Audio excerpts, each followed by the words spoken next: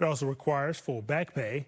Agencies must reinstate those employees by Tuesday and are barred from any further layoffs through the end of the year. American Airlines will no longer allow basic economy passengers to earn miles or status. Only elite loyalty members will now be eligible for upgrades on domestic flights.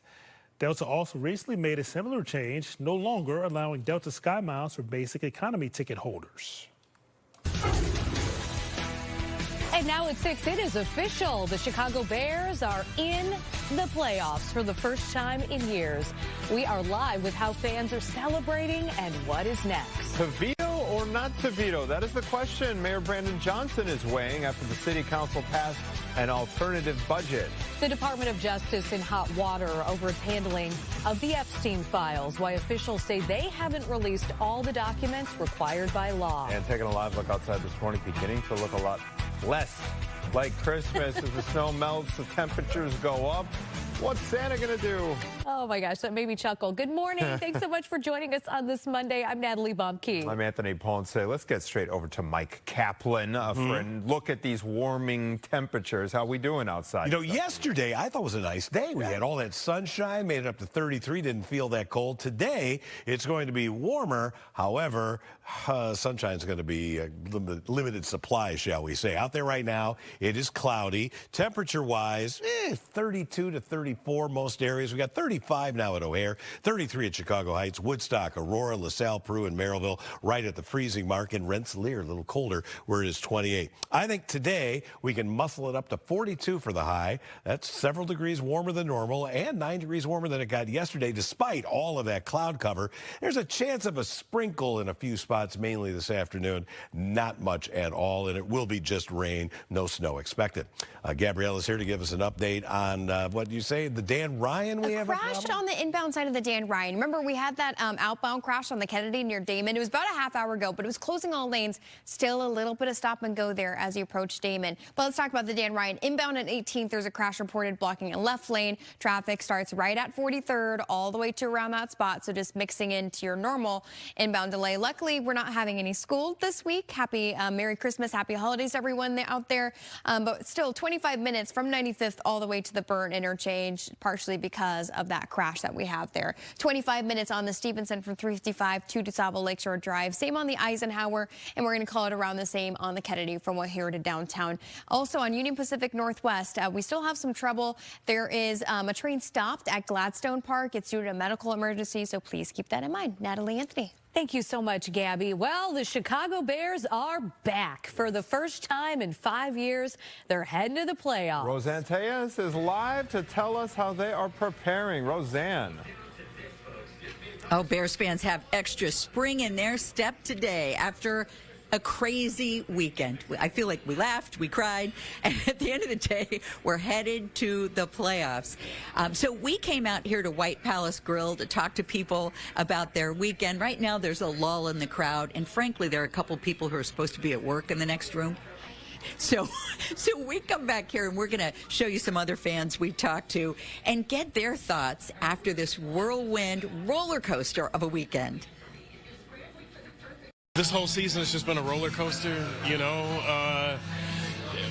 I admit, even the last 5-6 minutes of the game, I wasn't sure if we're going to be able to pull it out. But to see them, just that's one thing you could say about this team all season. Just been able to keep going right until the clock runs out. It was amazing. Super excited for this to be the year that they're going to make a playoff run, and it's going to be just awesome down here. The environment, the vibe, it's going to be off the chain. Yeah, people super excited. I found a Bears fan. That's how long it takes in this city, right? 30 seconds from when we last talked. And Lavax walks in, and it's his birthday. Happy birthday. Thank you. Thank you very much. So, well, the Bears delivered a nice birthday gift. How you feeling? Hey, look, first off, we're super excited. We're super excited. It hasn't been this much type of Bear manium in a while, and the fact that we got that fourth quarter victory, what I'm saying, that OT. We're very excited, and we're hoping that we can get a Super Bowl out of it. Now, some people might say those fourth quarter wins are taking years off their life. It's a little stressful, but you like it? Yeah, I love it. I love it. The Bears has always been that type of team. I would rather them be down in the fourth to come up in the fourth than to be up in the fourth. That would probably make you nervous at this point, right? Yes. It just wouldn't feel right. It definitely would. It definitely was. Did you watch the game yesterday with the Lions and the Steelers? And so you must have been feeling pretty good. Were you cheering on Aaron Rodgers for the first time in your life? Hey, you know I was.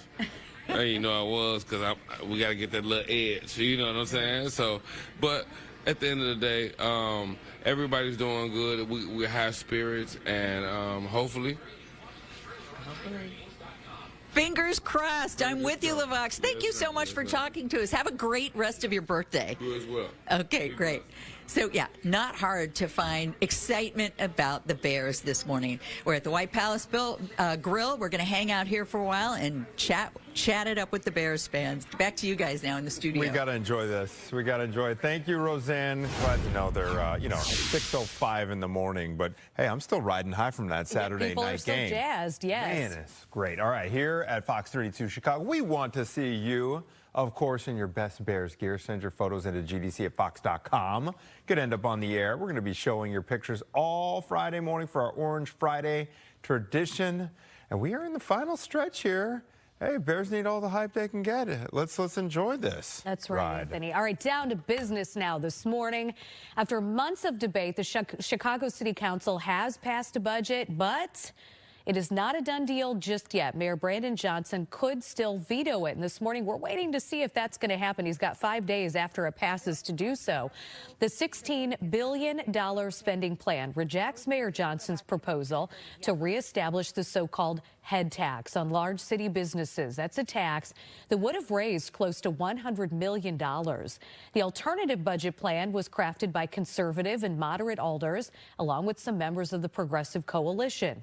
It raises a number of taxes on liquor and gambling, raises other fees, and will also sell the city's uncollected debt to a private debt collection agency. We have to create a synergy in this city to bring businesses back into this city. Businesses are the ones that make this city grow. We have to grow jobs and opportunity. We can't keep hitting businesses over the head saying, don't come to Chicago. I know that losing the battle does not mean that we have lost the war. And so though we may not have the majority of the council, we do have the people. If Mayor Johnson rejects the budget, it goes back to the council. The mayor has said he will do whatever it takes to avoid a government shutdown. Again, their deadline is December 30th. 7 juveniles have been charged in connection with beating a mother and son while they walked home from school on the city's south side. You've probably seen this video. We've been following the story for about the past month now. You can see that attack all caught on camera. It happened right near Orville Bright Elementary on November 17th. Both the victims were hospitalized. Police say the suspects range in age from 10 to 13 years old. All of them were charged with misdemeanor battery. They were referred for counseling and then released from custody. Right now, Chicago police are looking for a group of teens accused of beating up a passenger on the CTA. As Brian Jackson reports, this comes, Brian, as the CTA promises safer rides for everybody. Well, police say that this attack happened around 5:40 p.m. last Tuesday on the Cicero Avenue bus while it was approaching the I-290 expressway. Police have put out these photos of the suspects. They say that the 62-year-old victim's injuries are extensive. And as of this morning, they're still in the hospital. If you happen to recognize any of these suspects, you can submit an anonymous tip at cpdtip.com. And another scary situation on the CTA's Blue Line. A man is charged with arson for allegedly setting himself on fire Friday morning. Cell phone video from the Damon and Milwaukee stop shows what appears to be a burn mark on the platform. Police say that 52-year-old Jesus Martinez was taken to the hospital with a burn on his leg. All of this happening on day one of Chicago Police and the Chicago Transit Authority's new plan to help keep you safe. There will now be an average of 120 officers on trains and buses. That is up from 77. There will also be additional K-9 units as well. A little bit more safe, and now there are more dogs. It's just an extra layer of protection.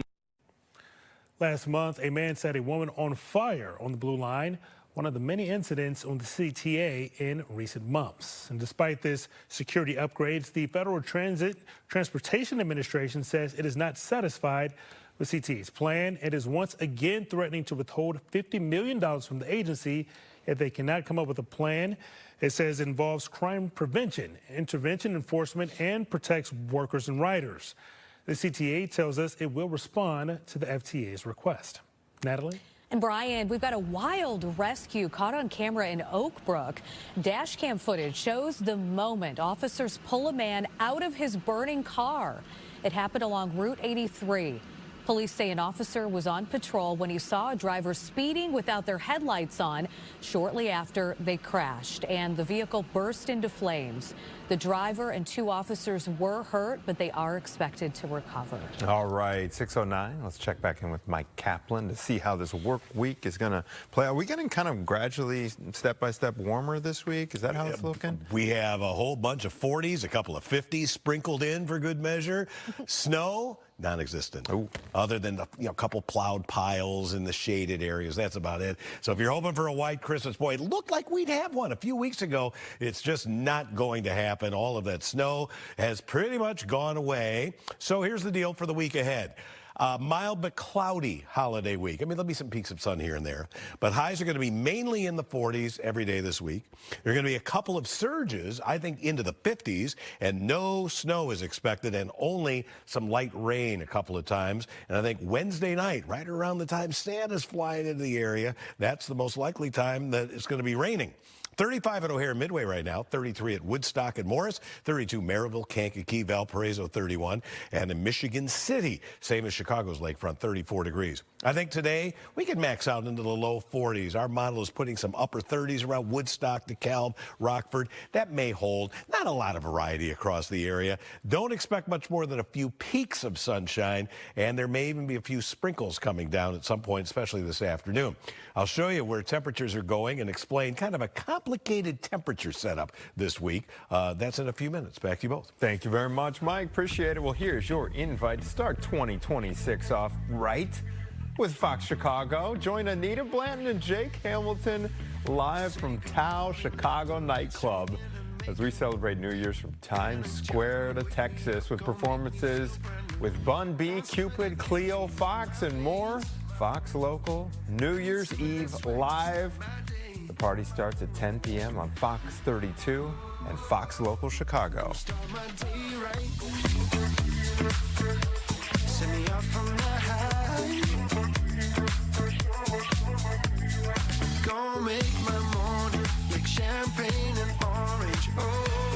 Shop Meijer and save on their entire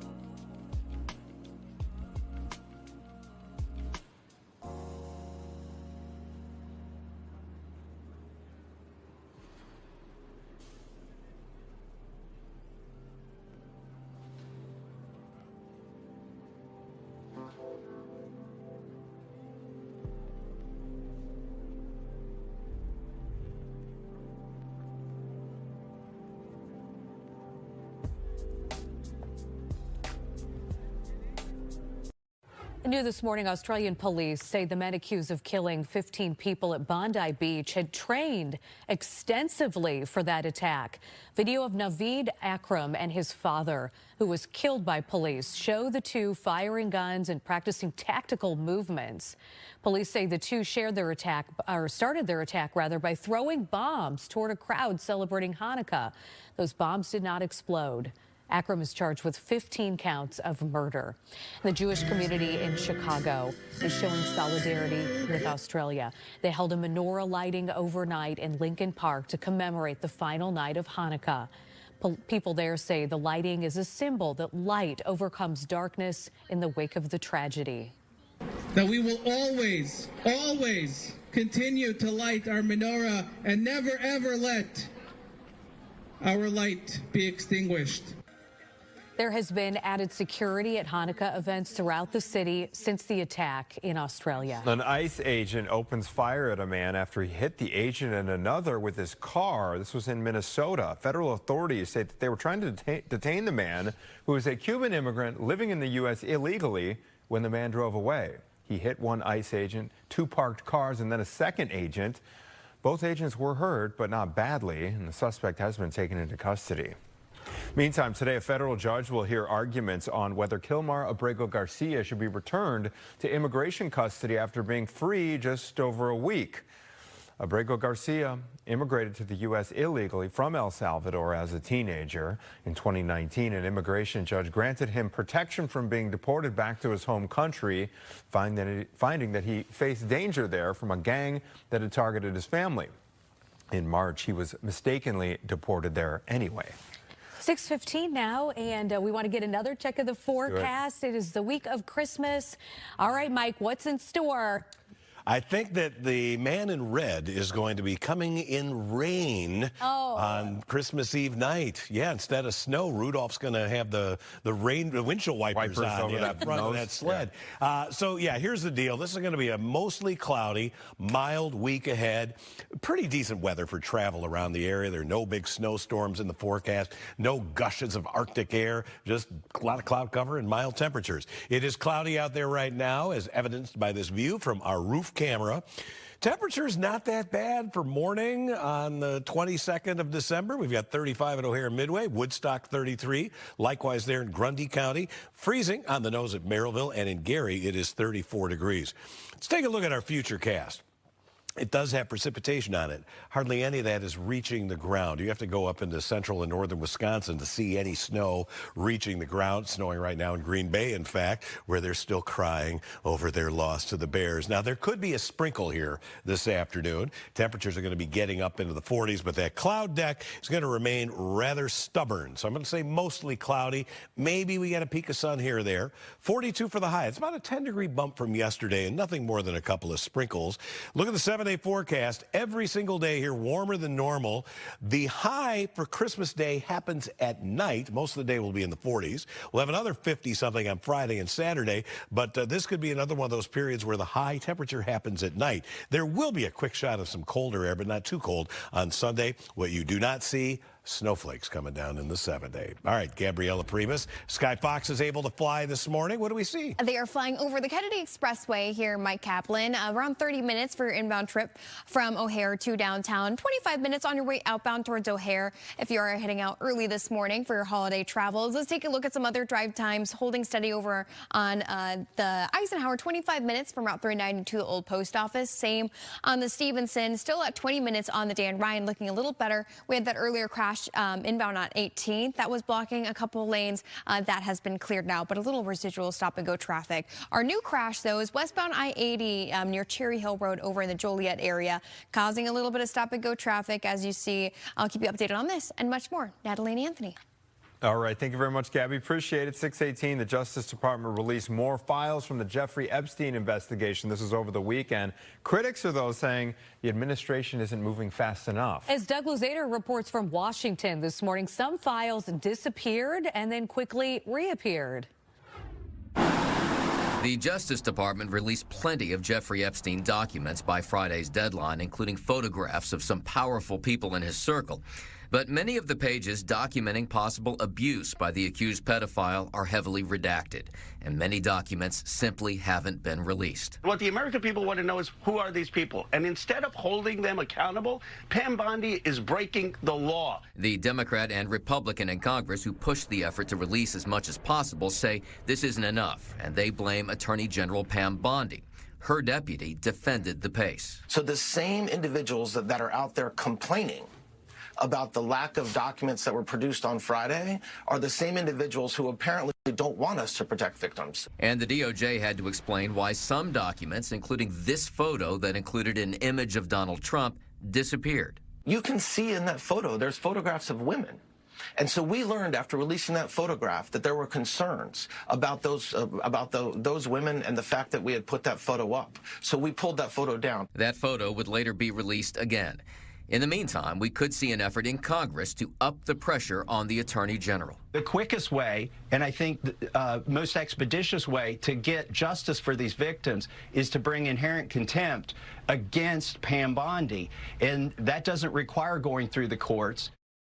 All right, looping Doug in now. So we expected some of these documents to be redacted with ongoing investigations. We understand we're having an audio issue with Doug right now. We'll hope to check back in with him a little bit later in the morning for a little back and forth there in the very latest this Monday morning. Before that, though, hey, it's time to test your luck. One of the largest lotto jackpots ever is up for grabs tonight. First, though, the Bears are hosting their 37th annual coat drive. The Bears, along with Jewel Osco, the Salvation Army, and Sherway Movers, are asking for your coat donations. You can drop them off at participating Jewel Osco locations right now through February 16th. Super easy. They've got a big box up front. Just drop the coat in on your way in or out of the store. You can find more information online at chicagobears.com/coat drive.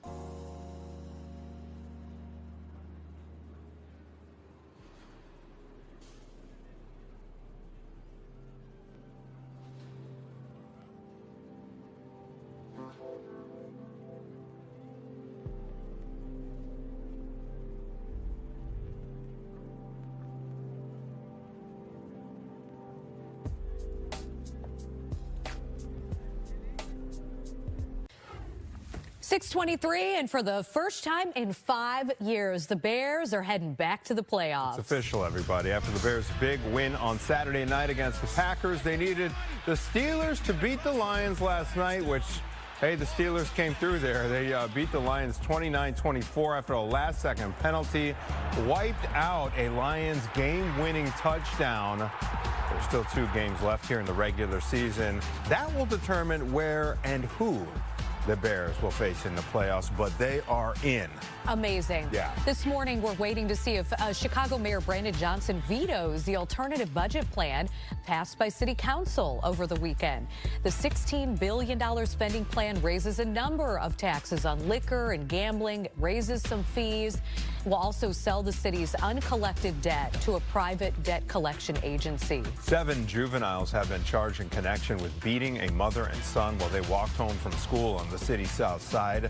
This happened right near Orville Bright Elementary on November 17th. But the suspects, they're young, ranging from 10 to 13 years old. They have been charged with misdemeanor battery, and they have all been referred to counselors. One of the largest lotto prizes in the U.S. ever is going up for grabs tonight. Powerball is holding the drawing for the $1.6 billion jackpot tonight. This is number 4 all time and the 5th largest in the U.S. If you win and take the lump sum, you take home $735 million before taxes. Before taxes. Odds of winning here, 1 in 292 million. A key White House advisor on economic policy says a proposed tariff gift to Americans will depend on lawmakers to make that happen. Kevin Hassett, the National Economic Council director, said Sunday a $2,000 check proposed by President Trump to go to Americans from raised tariff revenue will have to come from congressional approval. The president has floated the idea of the $2,000 gift since July. Hassett said Congress would have to approve it through tax code changes and new legislation in the new year, which would authorize the Treasury Department to send those checks to eligible Americans. Instacart has reached an agreement with the feds to pay $60 million.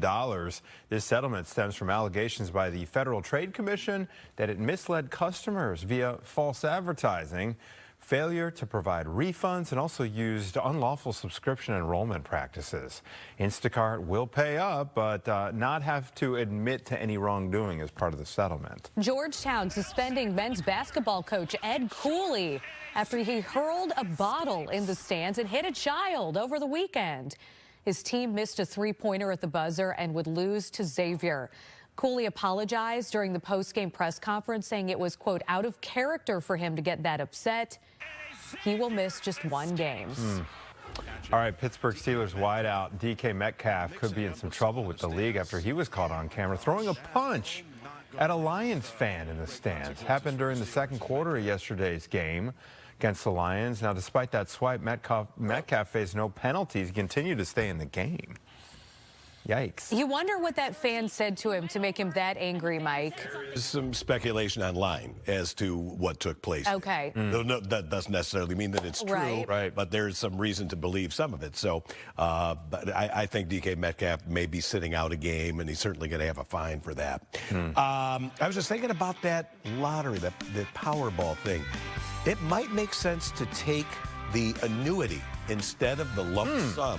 When you think of how much money you're going to lose by taking the lump sum, and then I think there are tax benefits. If I win, I'm taking the 20-year plan. The annuity? Okay. Thanks for letting us know. I'm glad you have that mapped out. Just letting you know right now. All right, we have mild weather this week, a lot of cloud cover, no snow in the entire forecast. How long does this trend last? I have more coming up. Hurry in for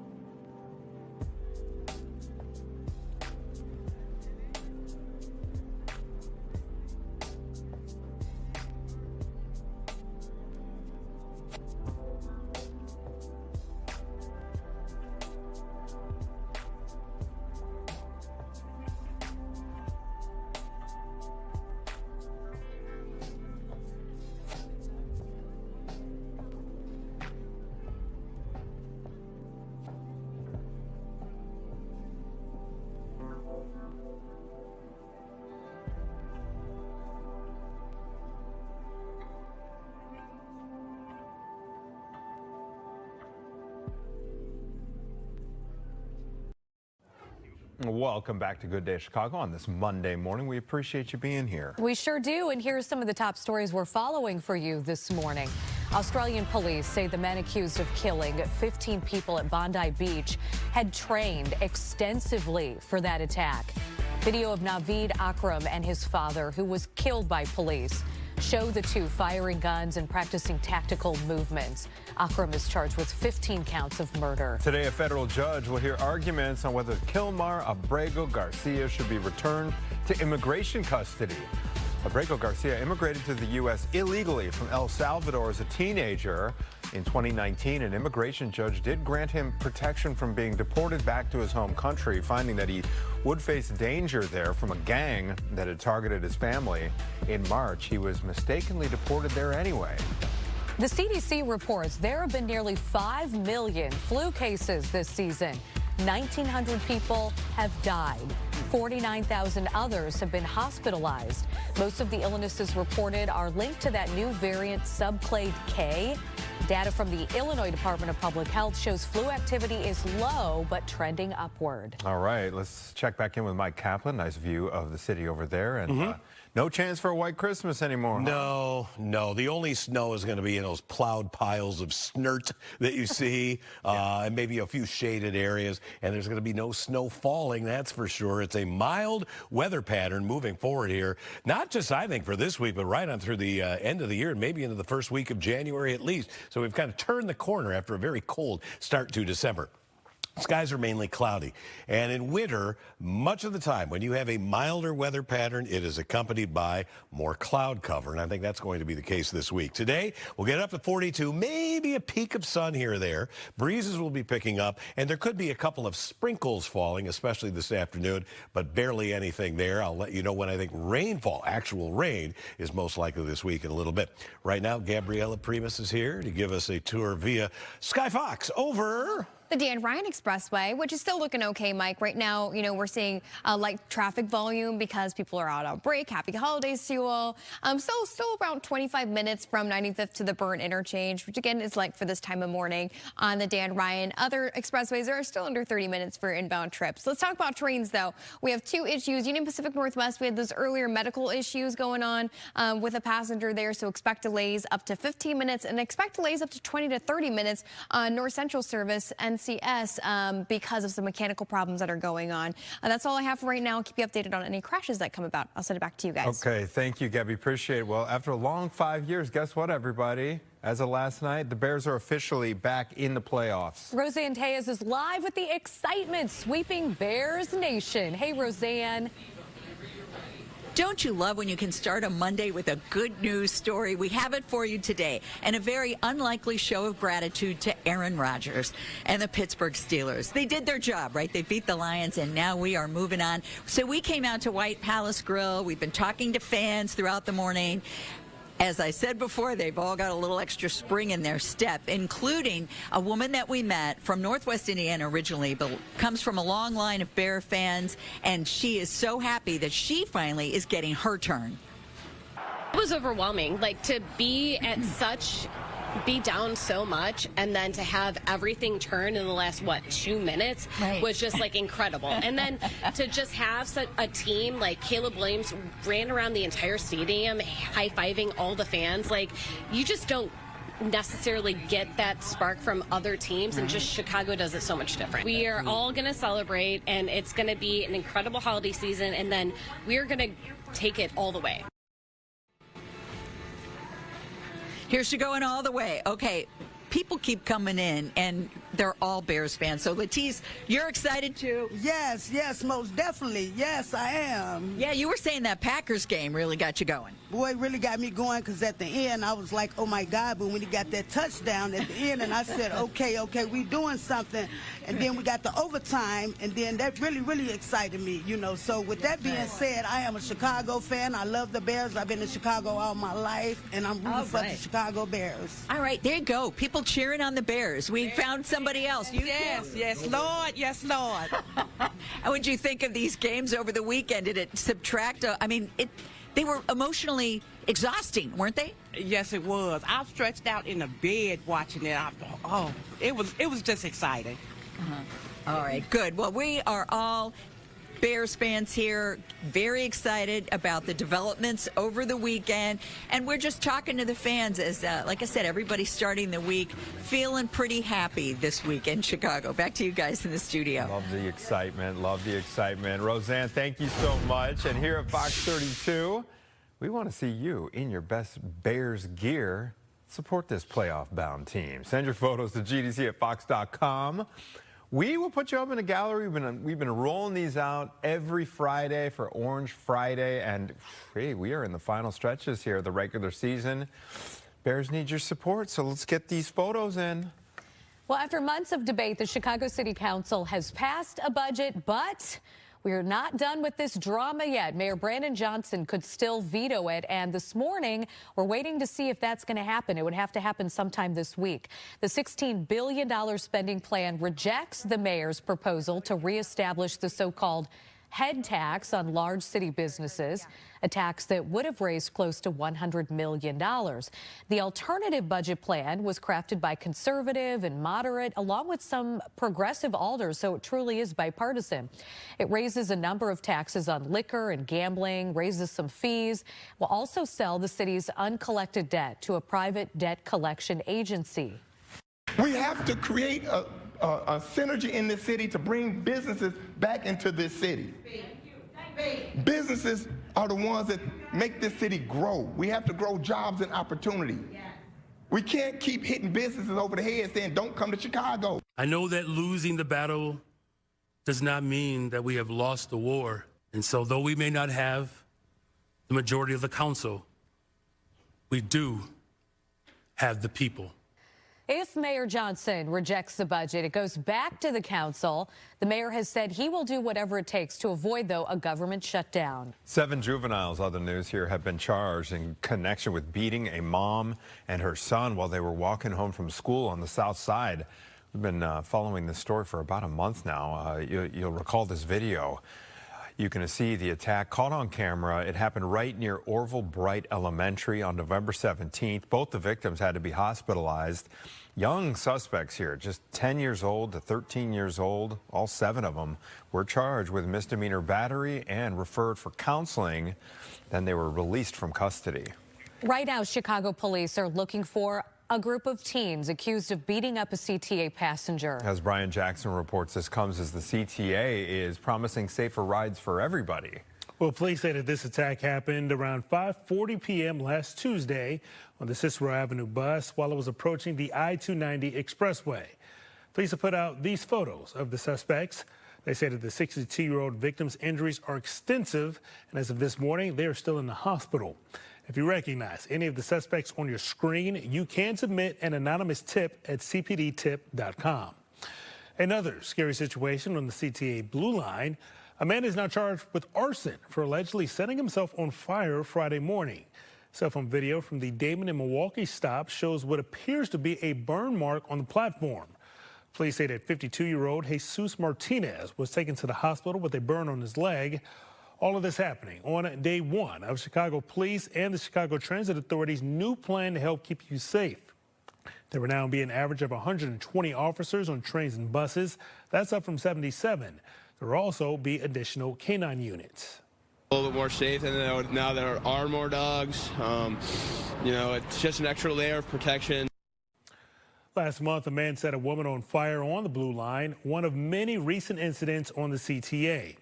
And despite these recent upgrades, the Federal Transportation Administration says it is not satisfied with CTA's plan. They're once again threatening to withhold $50 million from the agency if they cannot come up with a plan that includes what they call for crime prevention, intervention, enforcement, and to protect workers and riders. CTA tells us it will respond to the FTA's latest request. Brian, 2 lawmakers threatening to hold Attorney General Pam Bondi in contempt of Congress over the partial release of files on convicted sex offender Jeffrey Epstein. Representatives Ro Khanna and Thomas Massey say the Department of Justice failed to release all of its files by the deadline set in law. The DOJ says it's not done releasing the material, and lawyers are going through the remaining documents to ensure that victims' information is protected. The U.S. Coast Guard is going after another sanctioned oil tanker in the Caribbean. The pursuit comes after the Trump administration announced Saturday that it had seized a tanker for the second time in less than 2 weeks. Tensions have been escalating between the U.S. and Venezuela as the Trump administration has been conducting strikes on alleged drug boats in the Caribbean and the Eastern Pacific. Now to a wild rescue caught on camera in Oak Brook. Dash cam footage shows the moment that officers pull a man out of his burning car. It happened along Route 83. Police say an officer was on patrol. He saw a driver speeding without their headlights on, and shortly after they crashed, the vehicle burst into flames. The driver and 2 officers were injured. They are expected to recover. All right, time to check back in with Mike Kaplan for a look at the weather this week. No dreaming of a white Christmas. Oh, no, you can keep dreaming all you want. Okay. It just won't happen. true. Yeah, it'll be unrealized. Yeah, this is going to be a brown Christmas, whatever you want to call it. But at least the weather's going to be pretty conducive for getting to Grandma's house or wherever you're going, especially around the local area. This morning, we have some snow flying across northern Wisconsin. In fact, in Green Bay, it's snowing up there. Here, we've seen a little precipitation on radar, but this is all evaporating before it hits the ground. The radar beam is angled up, so it can see snowflakes up there in the clouds, and that's what we're seeing right now. None of this is reaching the ground. However, from these clouds, there may be a sprinkle later today. Our futurecast shows this fake precipitation that isn't really reaching the ground, moving away from us. But in the afternoon, see a couple little blips of green. So I'm going to mention a chance of a sprinkle. That would be it. Not going to be measurable rainfall, but that cloud cover, pretty tenacious. There may be a gap here or there for a peak of sunshine. Hopefully tomorrow, maybe a little better chance of breaking free from some of this cloud cover. But in general, this entire week is going to feature, I think, quite a bit of cloud cover, but every day is going to be mild. We've got 42 on the way today, mainly cloudy. Breezes will pick up out of the south, and you can see a sprinkle around this afternoon. Natalie. Thank you, Mike. Plenty more to come here on Good Day Chicago. Tariff checks could soon be on the way to your bank account, but the proposal faces a big hurdle. We'll explain. And we go behind the scenes with the North American Aerospace Defense Command. That is a long title. Their Santa Tracker Tradition. NORAD Santa Tracker Tradition. We'll tell you how it works. Plus, Instacart users may be getting some money back. We're going to break down the new settlement. Stay with us.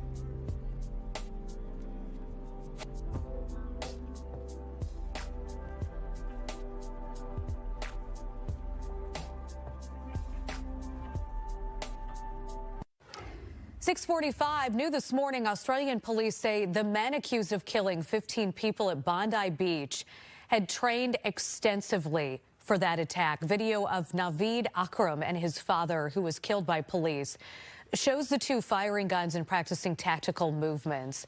Police say the two started their attack by throwing bombs toward a crowd celebrating Hanukkah, but they did not explode. Akram is charged with 15 counts of murder. The Jewish community in Chicago showing solidarity with Australia. They held a menorah lighting overnight in Lincoln Park to commemorate the final night of Hanukkah. People there say the lighting is a symbol that light overcomes darkness in the wake of the tragedy. That we will always, always continue to light our menorah and never, ever let our light be extinguished.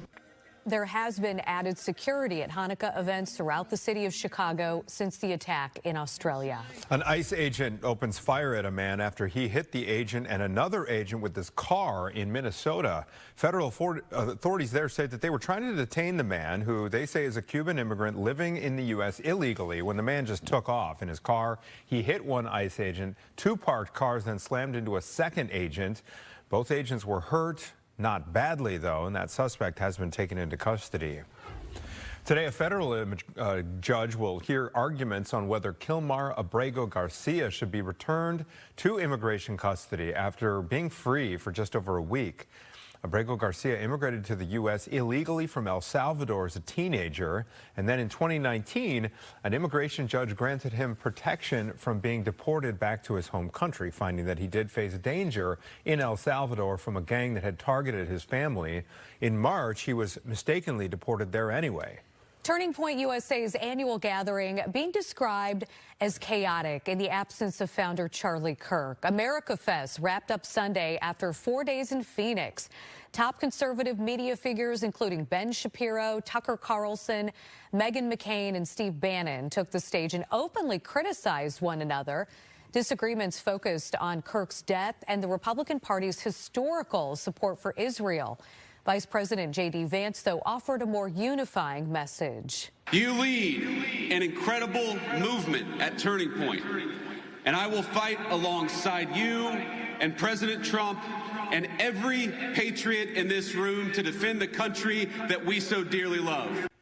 Turning Point USA has endorsed Vance for president in 2028, which surprised some attendees who said they'd rather focus on President Trump's agenda over the next 3 years. The CDC is reporting a big spike in flu cases, nearly 5 million so far this season. 1,900 people have died, 49,000 others have been hospitalized. The latest data show New York City is experiencing some of the worst flu activity right now. Most of the illnesses reported are linked to a new variant. Data from the Illinois Department of Public Health shows flu activity is low, but it is trending upward. Well, here's some of the headlines. We're going to give you some more headlines we're following. I just wanted to say this. The Bears. Bears. We can't stop talking about them this morning. What a great game on Saturday. And then we got a little help from Aaron Rodgers, of all people, yesterday. Yep. Because of that loss, the Bears are in. This is the first time in 5 years they're heading back to the playoffs. Happens after the Bears' huge win on Saturday night against the Packers, one of the best games we've ever seen. And yesterday, they needed the Steelers to beat the Lions, which they did. Pittsburgh beat the Lions 29-24 after a last-second penalty, wiped out what would have been a game-winning touchdown for Detroit. Still 2 games left in the regular season. Those games will determine where and who the Bears face in the playoffs, but we are in. And this morning, we're waiting to see if Mayor Brandon Johnson vetoes the alternative budget plan passed by the city council over the weekend. The $16 billion spending plan raises a number of taxes on liquor and gambling. It raises some other fees. Will also sell the city's uncollected debt to a private debt collection agency. All right, you might remember this video from last month. Now 7 juveniles have been charged in connection with that beating of a mom and her son while they walked home from school on the city's south side. It happened near Orville Bright Elementary School on November 17th. The suspects range in age from just 10 years old up to 13 years old. They have all been charged with misdemeanor battery. They have been referred for counseling as well. 6:49, and we are taking a live look at our beautiful city, all lit up for the holidays. And one thing is missing, Mike Kaplan, and that would be snow. Yes, there's not going to be much of any snow on the ground, and there's going to be no snow falling, that is for sure. What we have instead is mild weather, including today. Yesterday's high was 33. It felt nice, though. It wasn't very windy. We had all that sunshine. Today's going to be warmer, but there's not going to be that much sun, and there could even be a couple of sprinkles this afternoon. Not much. 40 degrees by noon, and we will be holding temperatures fairly steady throughout the evening. Here's what you've got now out the door. It is freezing in Woodstock and Sugar Grove, also in LaSalle, Peru, and Kankakee. A little bit milder downtown, 35 at O'Hare Midway. Northwest Indiana, Valparaiso 31, Michigan City 34, and it's also 34 right now at Gary's Airport. Now, compared with 6 a.m. yesterday, look at the difference in temperatures. Remember, we had a really cold start yesterday, so now we're a good 15, in some cases 20 degrees warmer than it was 24 hours ago, 17 degrees milder at O'Hare. We do have a warm front out to the west of us, and there's a little weak disturbance that could squeeze out a sprinkle here this afternoon under that warm front. Cloud cover is going to be pretty tough to scour out. Our model thinks that tomorrow we can get a little bit of clearing behind that cold front. There's no cold air behind that. This front came off the Pacific Ocean, not out of Canada, so there is absolutely no cold air for this entire work week. There will be a quick punch of some chillier air arriving on Sunday, but no big snowstorms. That is faux show. Today, 42, south winds 12 to 22. A lot of cloud cover, a couple peaks of sunshine. Tonight, we'll drop it down to 38, so only a 4-degree fall from today's highs. Look at the 7-day forecast. Now, I want to specify when these 50s are likely to happen. On Christmas itself, after some rain overnight into the morning, I think that the temperatures are going to be in the 40s during the day. But late at night, temperatures will be rising, so we'll be in the 50s late Thursday night and Friday morning, and then another surge of 50-degree temperatures coming in here early Saturday before that punch of slightly colder air Sunday. Gabriella? Okay, Mike, well, it looks like there's some big issues over in the Mount Greenwood area. This is on the south side, of course, 111th Street and Whipple Street. A huge sinkhole in the middle of the road. You can see it right here that's blocked off. Crews are finally getting there. I think they're just assessing the situation at first. But it looks like it's pretty much a ruptured water main that may have washed the soil out from underneath. So 111th Street is blocked off between Albany and Sacramento, and Whipple Street is blocked off on either side of 111th. So keep that in mind. There's pretty much no access. Use 115th until further notice, until this is cleaned up. But it might be a whole morning situation. You can see actually how wet the road is in this area. Again, Mount Greenwood, so be aware of this. We have one crash to report over on our expressways going into the city. It's inbound on the Stevenson near Ashland Avenue, a full 30 minutes from 355 to DuSable Lakeshore Drive, 25 minutes on the Dan Ryan from 95th to the Burn Interchange, around 25 minutes on the Eisenhower, 30 minutes on the Kennedy from O'Hare to downtown. Natalie and Anthony, back to you. Thank you, Gabby. Well, this Christmas Eve, more than 1,000 volunteers will take calls from kids who are wondering where St. Nick is. Dana Marie McNichol has more on the North American Aerospace Defense, NORAD, as it's known, their longtime tradition of tracking Santa. If you're looking for Santa Claus, military volunteers say they are standing by to tell you exactly where he and his reindeers are going to be during his journey across the globe this Christmas Eve. We tell them, yes, as long as the joy and the belief of Santa is in your heart, then he's going to come. The North American Aerospace Defense Command is celebrating 70 years of its Santa Tracker hotline, where anyone can dial in to speak with a Santa Tracker. It's a tradition that started out as an accident in 1955. A young child accidentally dialed the predecessor of NORAD, which is the Continental Air Defense Command, and the colonel who answered the phone heard a child asking him, "Where's Santa Claus?" And the colonel realized, well, we track everything over North America, and so we absolutely can see where Santa Claus is. The joint U.S. and Canadian operation typically monitors threats in the skies. But every year on December 24th, it uses those same radars and satellites to track St. Nick's sleigh. I don't think you ever really know who to expect on the other end of the line, and then all the way to a child maybe in the hospital with their parent wondering if Santa's still going to stop by. And for the first time ever, children can call through NORAD's website, making it easier for Santa searchers outside of North America. And so if we could bring that joy to them in some way, shape, or form, then I think we did our job. NORAD officials expect to take more than 400,000 calls this year. In Miami, I'm Dana Marie McNichol, Fox News.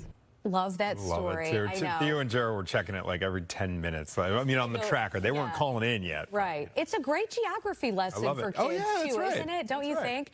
One of the largest lotto prizes in the U.S. ever is up for grabs tonight. Mike has already outlined how he is going to use the winnings. He's doing the annuity rather than the lump sum, guys. I would take his advice. Yeah, I would too. 1.6 bill, everybody, with a B. The 4th largest jackpot in history, 5th largest in the U.S.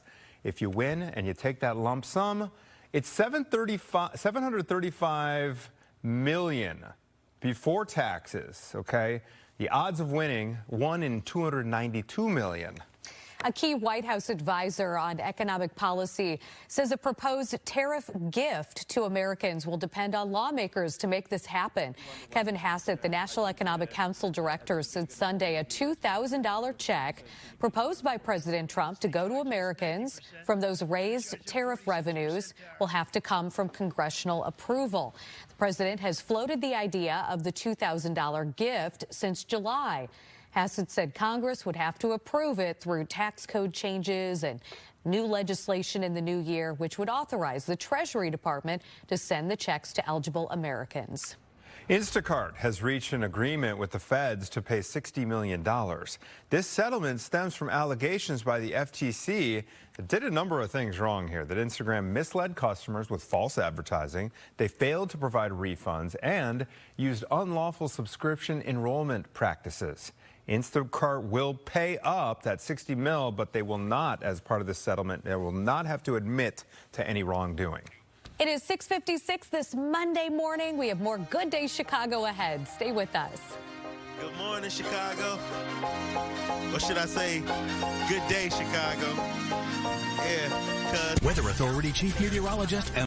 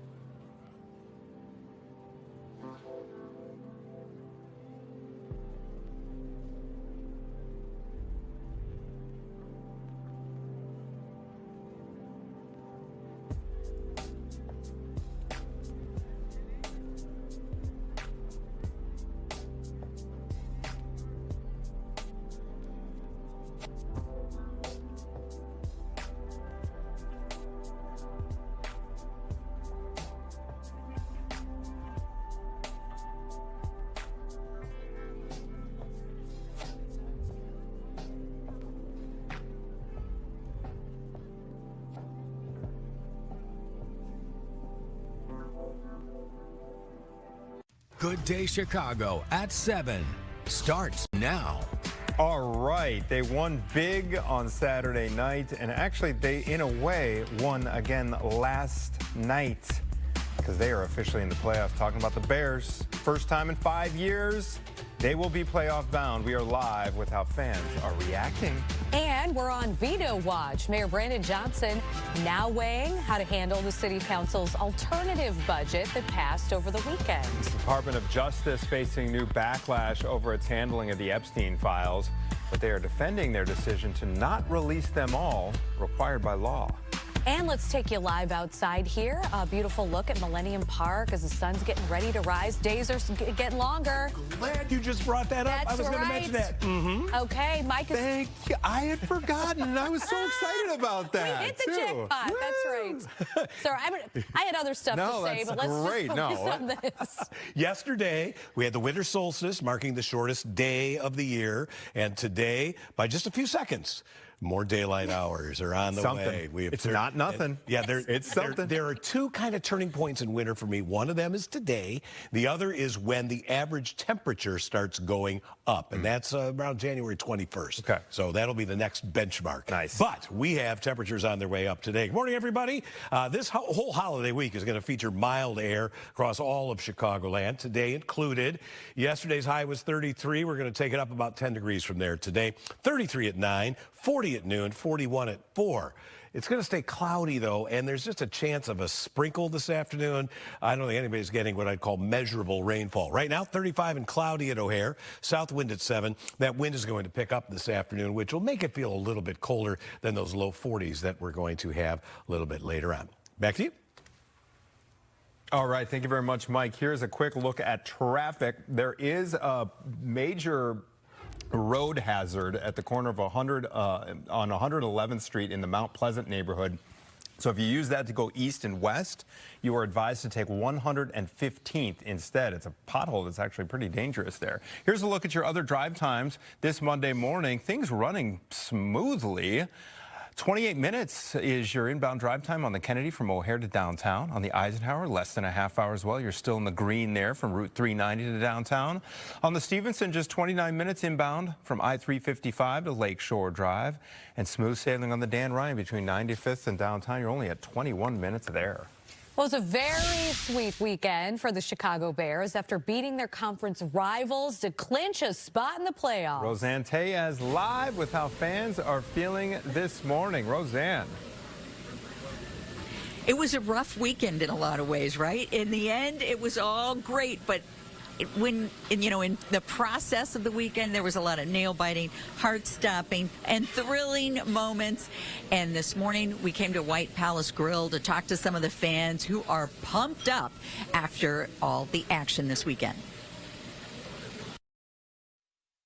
Seeing the quick turnaround, especially with the onside kick, Walker getting that game-winning touchdown, and then us be able to put away business in the overtime was great to see, and probably one of the best games I've seen from the Chicago Bears.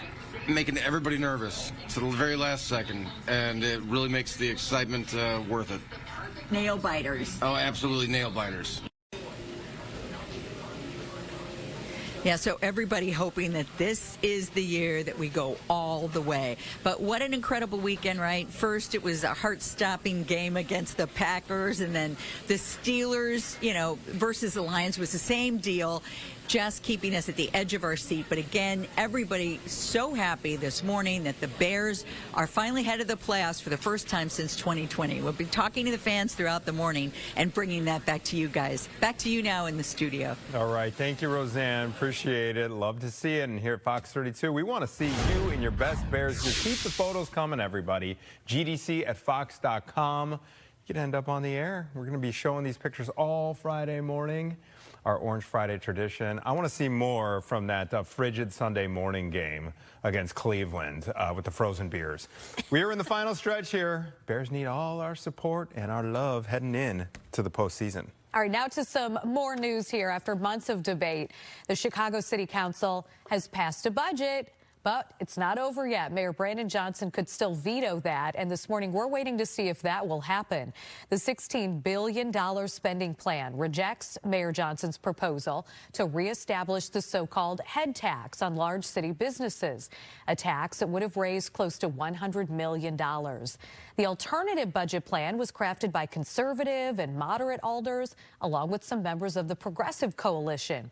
It raises a number of taxes on liquor and gambling, raises some fees, will also sell the city's uncollected debt to a private debt collection agency. We have to create a synergy in this city to bring businesses back into this city. Businesses are the ones that make this city grow. We have to grow jobs and opportunity. We can't keep hitting businesses over the head saying, don't come to Chicago. I know that losing the battle does not mean that we have lost the war. And so though we may not have the majority of the council, we do have the people. If Mayor Johnson rejects the budget, it goes back to the council. But the mayor has said he's going to do whatever it takes to avoid a government shutdown. 7 juveniles have been charged in connection with beating a mother and son while they walked home from school in the city's south side. We have been following this story for the past month.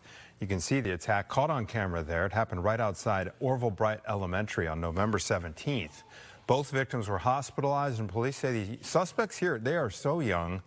They range from 13 years old all the way down to 10 years old. Been charged with misdemeanor battery, and they have all been referred to counseling and then released from custody. Right now, Chicago police are looking for a group of teens accused of beating up a CTA passenger. All right, as Brian Jackson reports here, this comes after the CTA is promising enhanced security measures, correct? Well, you guys, police say that attack happened around 5:40 p.m. last Tuesday on the Cicero Avenue bus while it was approaching the I-290 expressway. Police have now put out these photos of the suspects, so take a look at your screen this morning.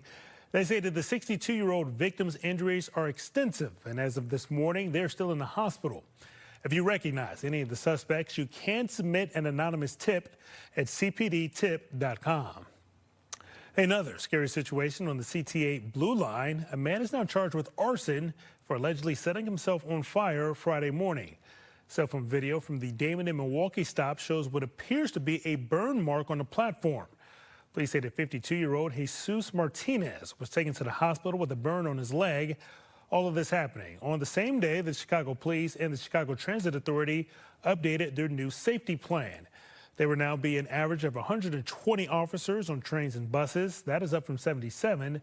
There are also additional canine units. I feel a little bit more safe and now there are more dogs. You know, it's just an extra layer of protection. Last month, a man set a woman on fire on the Blue Line, one of the many incidents on the CTA in recent months.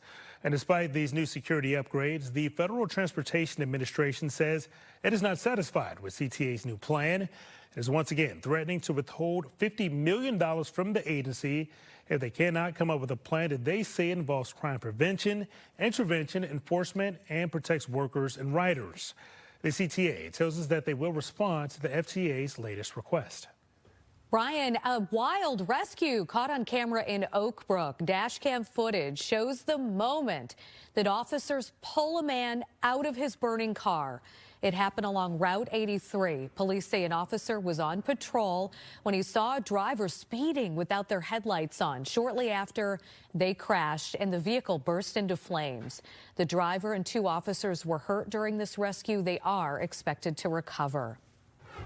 7:08 now, and we want to give you another live look outside along the lakefront. This is an exciting week, Christmas week. A lot of people hitting the road, Mike. And they're not going to be encumbered by big snowfall anywhere near here. There's a little bit of snow falling up around Green Bay right now, but otherwise here, it's a quiet weather pattern, but with a lot of cloud cover. And we're also going to see temperatures that are much milder than what we've seen. This is the view from 875 North Michigan Avenue, the building formerly known as the Hancock Building. And you can actually see over to Northwest Indiana from this vantage point today.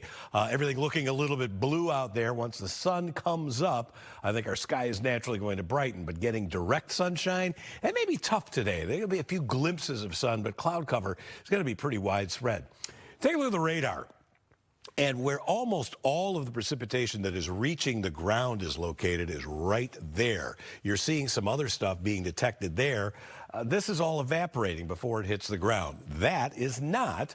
It is possible later this afternoon that a few spots might squeeze out a sprinkle, so I'm going to mention that. But generally, it's just a mostly cloudy day and mild. About a 10-degree bump from yesterday. We had a high yesterday of 33. Let's go for 42 today. Winds will pick up, though, and that's going to make it feel a little bit chillier out there. Hope for a few peaks of sunshine. Tonight, all right, look, we have a high of 42, the low 38. That's already above the normal high this time of year. Any precipitation will be gone. It'll just be mostly cloudy with those steady temperatures. 7-day forecast. I am maintaining 50s in my forecast. There's a good chance for some scattered showers Wednesday, especially Wednesday night, right about the time Santa's coming into town. Maybe some drizzle on Christmas Day. Here's the deal with temperatures. Christmas Day, temps will be in the 40s. At night, temperatures surge into the 50s. That will carry over into Friday morning. And then Friday night into Saturday, we get another overnight surge of warmth that'll drive temperatures up into the low 50s with perhaps a light rain shower before a brief cool down. Nothing too cold there, a high of 34 on Sunday. Back to you, Anthony and Natalie. Okay, thank you so much, Mike. Appreciate it. Well, here's your official invite, everybody, to kick off 2026 with us. Join Anita Blanton, and Jake Hamilton. They're going to be live from Tao Chicago nightclub as we ring in the new year, all the way from Times Square down to Texas, with performances with Bun B, Cupid, Cleo Fox, and many more performers. Fox Local New Year's Eve live. Party kicks off at 10 p.m. on Fox 32 and Fox Local Chicago. We'll be right back.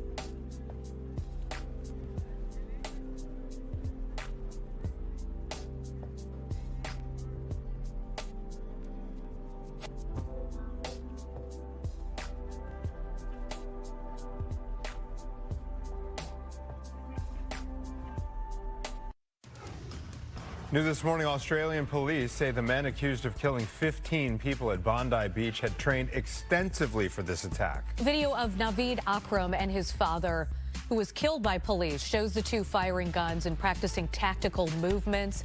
Police say the two started their attack by throwing bombs toward a crowd celebrating Hanukkah. Those bombs did not explode. Akram is charged with 15 counts of murder. Today, a federal judge will hear arguments on whether Kilmar Abrego Garcia should be returned to immigration custody. Abrego Garcia immigrated to the U.S. illegally from El Salvador as a teenager, and then about 6 years ago, an immigration judge did grant him protection from being deported back to his home country. That judge found that he did face danger there from a gang that had been targeting his family. In March, he was mistakenly deported to El Salvador anyway. The CDC reports there have been nearly 5 million flu cases this season. 1,900 people have died. 49,000 others have been hospitalized. Most of the illnesses reported are linked to the new variant subclade K. Data from the Illinois Department of Public Health shows flu activity is low but trending upward. Okay, 7:14. Time to check back in with Mike Kaplan for a look at the conditions as we kick off this work week. Hey, Mike. No ice in the river. No. No. And it'll be less than 3 months before we dye it green. Wow. wow. It's around the corner. See, already trying to put some spring-like thoughts in there. If the weather doesn't do it for you. Look, we got some mild weather on the way here this entire week, and I really think for the remainder of the year, we'll have maybe one quick cool down on Sunday. Out there right now, take a look at the plaza there by the Bean. New snow out there now, all gone. In fact, really the only snow that's left on the ground are the plowed piles and a few shaded spots across the area. Temperature-wise, and most of us are low to mid-30s right now. We've got 35 at O'Hare, Midway, and Joliet, and Waukegan. DeKalb, 31, one of the colder spots. In Grundy County, at the airport for Morris Coal City, it's 33. Valparaiso and Rensselaer, a little colder where it is 30. But I think area-wide, we're going for the low 40s today. Our model is suggesting that far northwest of the city, it may stay in the upper 30s. I even think there, around Rockford, if you're in Harvard, Woodstock, Wonder Lake, Cary, I bet you get up to 40 degrees at least there, but not a lot of variety across the area. The other thing is not going to be much sunshine. You want the Christmas forecast? Here it is. Let's focus on that in the 7-day here. We'll hit 52. That's going to happen at night. During the day, it'll be in the 40s, and there will likely be a couple of sprinkles or a little light rain. I think the heavier rain comes in Christmas Eve night, right about the same time that Santa is arriving. We'll get to 54 early on Friday, and then overnight into Saturday, another spike in temperatures into the low 50s with just a small chance of a rain shower. 0 snow in this forecast. Gabriella Primus is utilizing the technology of Sky Fox to show us what? You got that, Mike. Well, we're looking over 355 near I-55, so Bolingbrook area. And then our photojournalist up in Sky Fox saw this fender bender, so we thought we'd show you it. Southbound Lamont at 97th. It looks like it's blocking a couple of lanes here, so might see a little bit of a slowdown in this area. Other than that, we really got nothing, guys. We had that sinkhole due to water main break, it looks like, over in Mount Greenwood. That's 111th and Whipple. So that area is closed. You're going to want to use 115th instead. But look at this. There's no crash icons around. And your drive times are looking okay. Happy holidays to you all out there. We don't have any kids going to school, it seems like, this week. So 30 minutes on the Kennedy from O'Hare to downtown, 25 on the Eisenhower and on the Stevenson, 20 minutes for your inbound trip on the Dan Ryan from 95th to the Byrne Interchange. Natalie and Anthony. Thank you, Gabby. Appreciate it. Well, the Justice Department released more files from the Jeffrey Epstein investigation over the weekend, but critics are saying that the administration isn't moving fast enough. As Douglas Zader reports from Washington this morning, some files disappeared and then quickly reappeared. The Justice Department released plenty of Jeffrey Epstein documents by Friday's deadline, including photographs of some powerful people in his circle. But many of the pages documenting possible abuse by the accused pedophile are heavily redacted, and many documents simply haven't been released. What the American people want to know is, who are these people? And instead of holding them accountable, Pam Bondi is breaking the law. The Democrat and Republican in Congress who pushed the effort to release as much as possible say this isn't enough, and they blame Attorney General Pam Bondi. Her deputy defended the pace. So the same individuals that are out there complaining about the lack of documents that were produced on Friday are the same individuals who apparently don't want us to protect victims. And the DOJ had to explain why some documents, including this photo that included an image of Donald Trump, disappeared. You can see in that photo, there's photographs of women. And so we learned after releasing that photograph that there were concerns about those women and the fact that we had put that photo up. So we pulled that photo down. That photo would later be released again. In the meantime, we could see an effort in Congress to up the pressure on the Attorney General. The quickest way, and I think the most expeditious way to get justice for these victims is to bring inherent contempt against Pam Bondi. And that doesn't require going through the courts. Doug Luzader joins us live now from Washington. Doug, obviously, you mentioned there in your piece that the documents are heavily redacted, but can you talk about the people that we are seeing in some of those photos? Well, look, I think there were a lot of revelations here that, say revelations, a lot of disclosures as a result of these documents that we knew in terms of relationships that Epstein had with individuals, including President Trump, former President Clinton, and so on. Obviously, just because people, may have been in the same circle doesn't necessarily mean that they did anything wrong. Still, a lot of people may be embarrassed by quite a bit that's in these documents. A lot of these are heavily redacted. We expected some redactions given the fact that victims needed to be protected and so on. But some of these redactions are extensive, and sometimes entire pages have been entirely blacked out. And we obviously kind of see that as the unknown unknowns. We don't know what's in those documents, and we may never learn what's fully in these documents. Doug, this is the last question for you. 2 lawmakers are threatening to hold Attorney General Pam Bondi in contempt of Congress over the partial release of these documents. Can you explain what that means and maybe how this would affect the situation? Well, that Ro Khanna and Thomas Massie, who we just heard from, they seem to be considering that as a range of options. I don't think that's the route they're going to go down right now. And you heard them just mention the idea of trying to hold Bondi in contempt and so on. I don't think they're ruling out the possibility of impeachment. Given Republican control right now in both houses of Congress, it seems extraordinarily unlikely that the Attorney General would be impeached. But nevertheless, I mean, there is a real thirst here to get access to these documents as quickly as possible. Doug Luzader live in Washington for us. Thank you, Doug, as always. Thank you. Anthony? All right, thank you, Natalie. Plenty more to get to here on Good Day Chicago. NORAD is helping old St. Nick get his sleigh ready this week. We're going to go behind the scenes to show you how their special Santa tracking technology actually works. And the Powerball jackpot, now one of the largest in history. We will tell you just how much is up for grabs tonight. But first, a major phone service provider is cutting the cord officially on landlines. Yeah, some people still have them. That's about to change. We'll tell you your options next. Fox 32.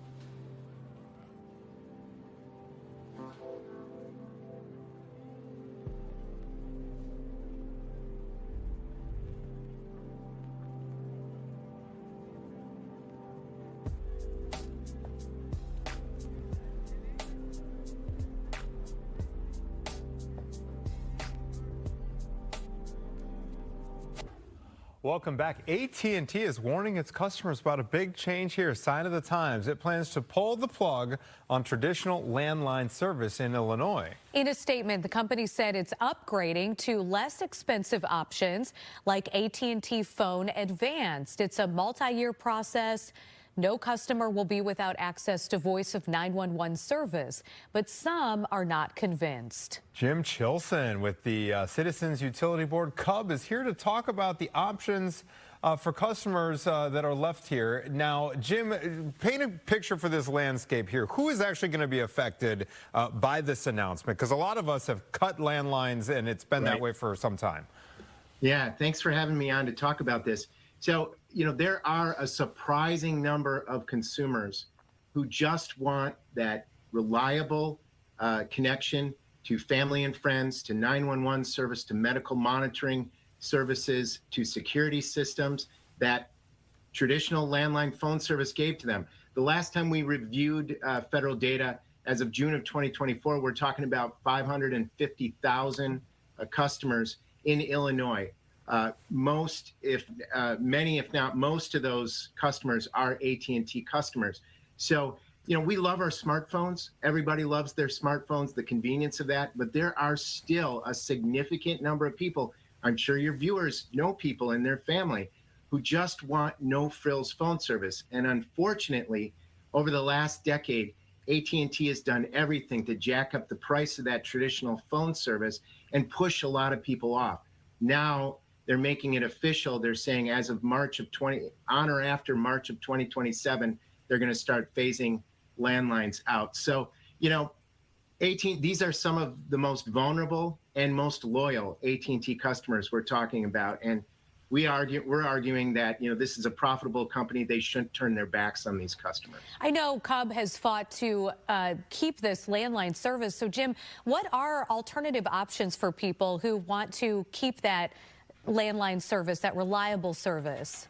Right. And unfortunately, yeah, there are some issues with some of these other phone services. Again, we love our smartphones, but there are some people who just prefer the reliability of a traditional phone line. So their choices now after, and they have some time to review their options. It's not until March of 2027, but the options then would be wireless service, through a cell phone, or something called internet telephony. You've also heard about it, heard it being called VoIP, Voice over Internet Protocol.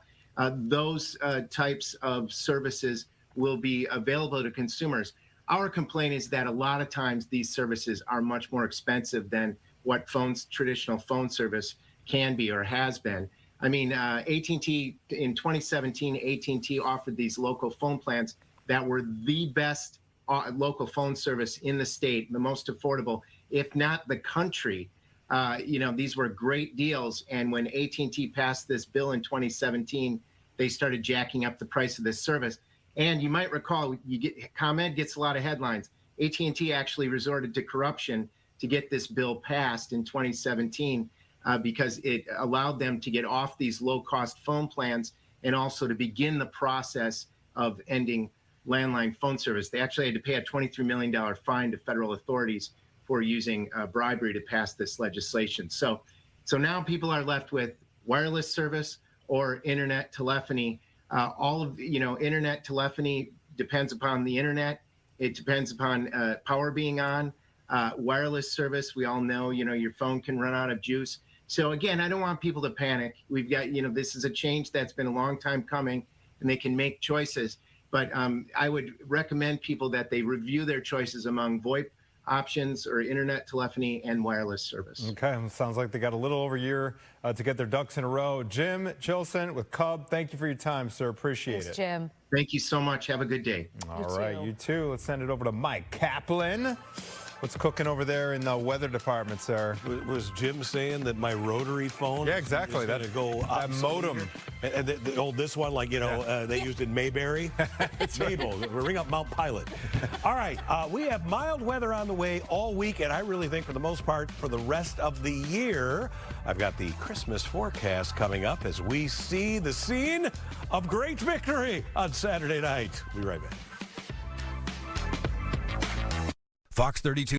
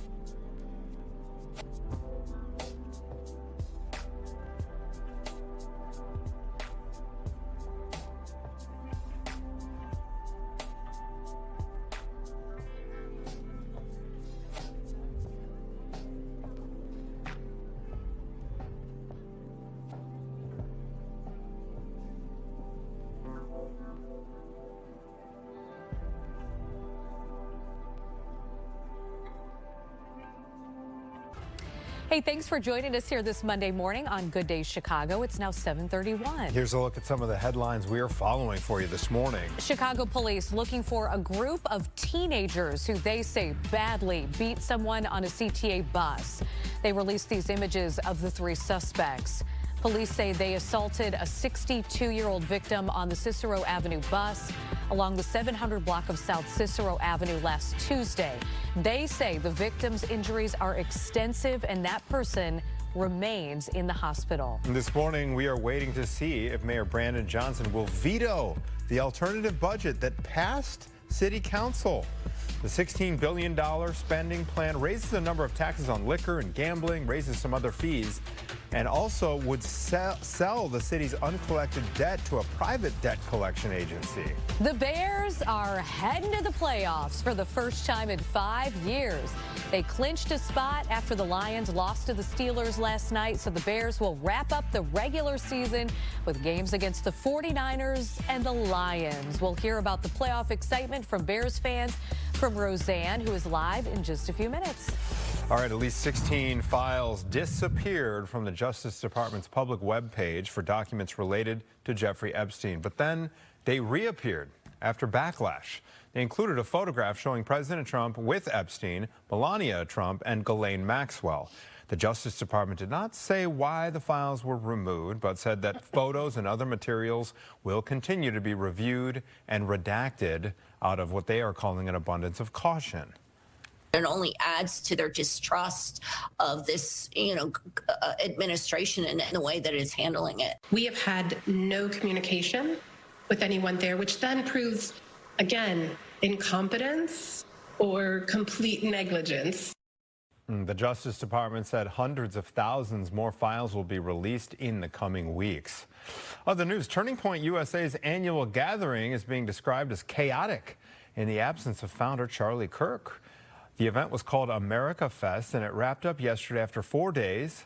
It happened in Phoenix, and some of the top conservative media figures, including Ben Shapiro, Tucker Carlson, Meghan McCain, and Steve Bannon, took the stage, openly criticizing one another.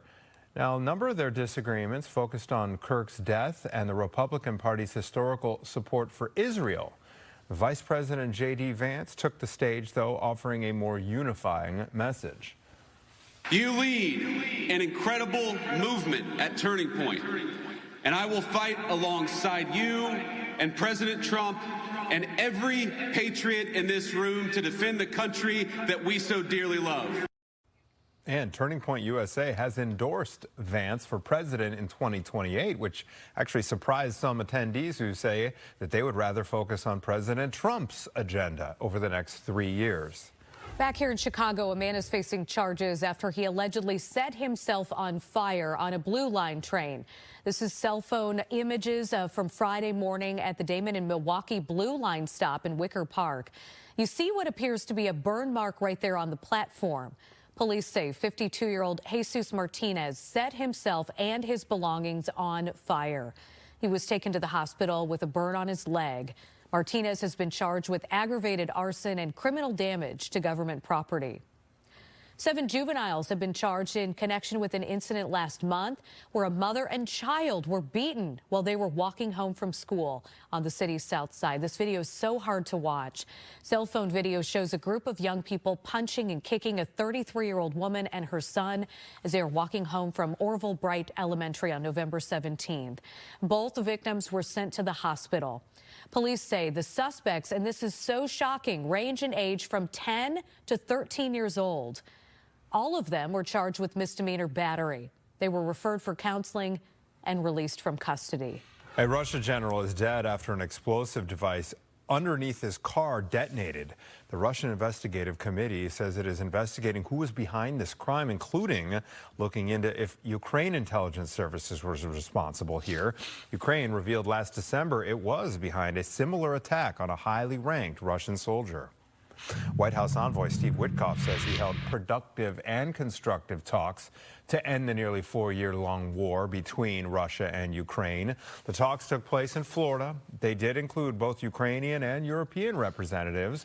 They are part of the Trump administration's months-long push for peace. The U.S. Coast Guard is pursuing another sanctioned oil tanker linked to the Venezuelan government. U.S. officials say the vessel was flying a false flag under a judicial seizure order.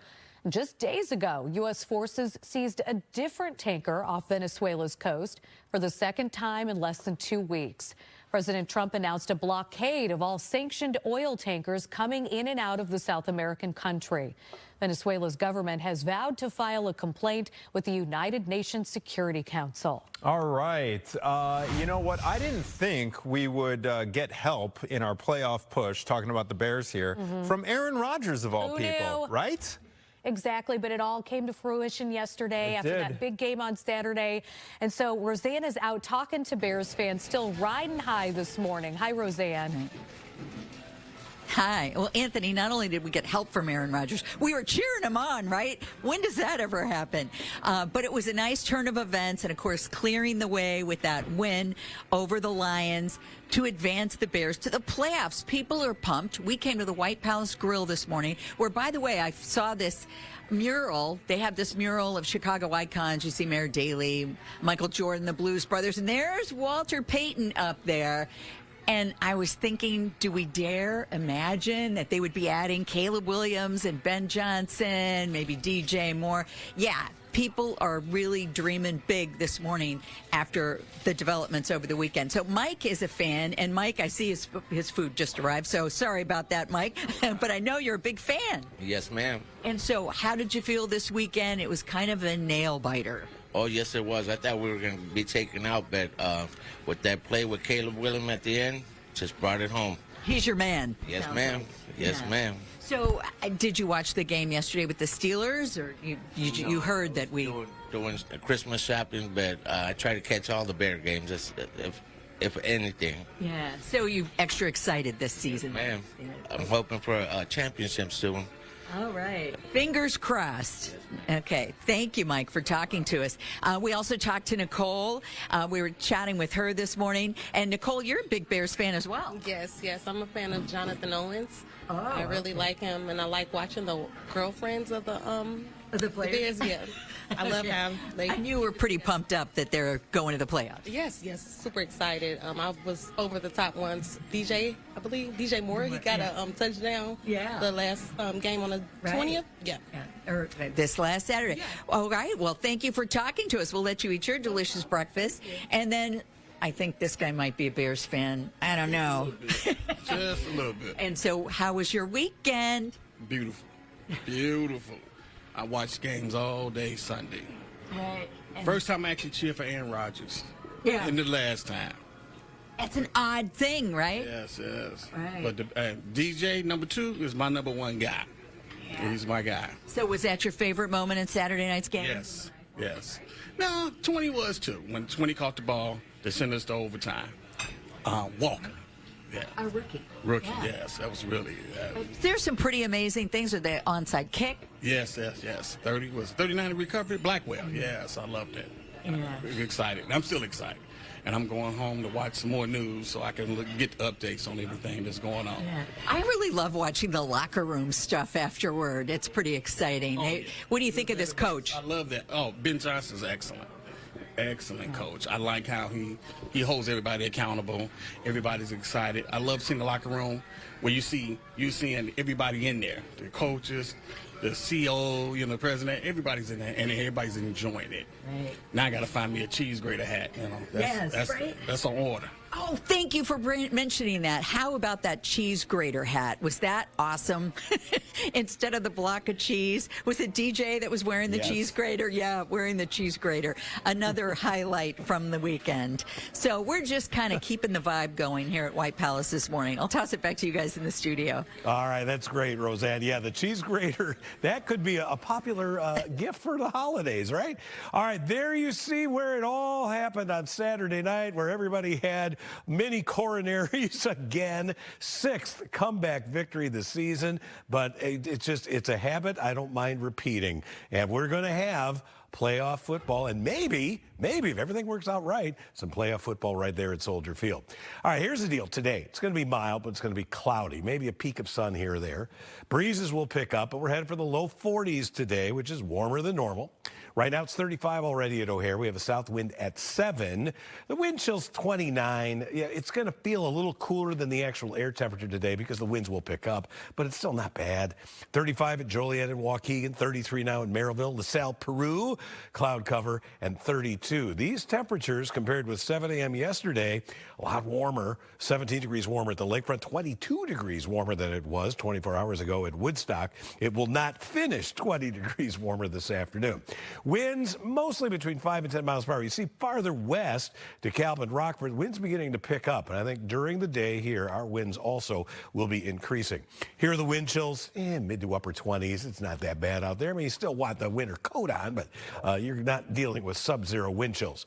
There's snow flying across northern Wisconsin. It has been snowing in Green Bay.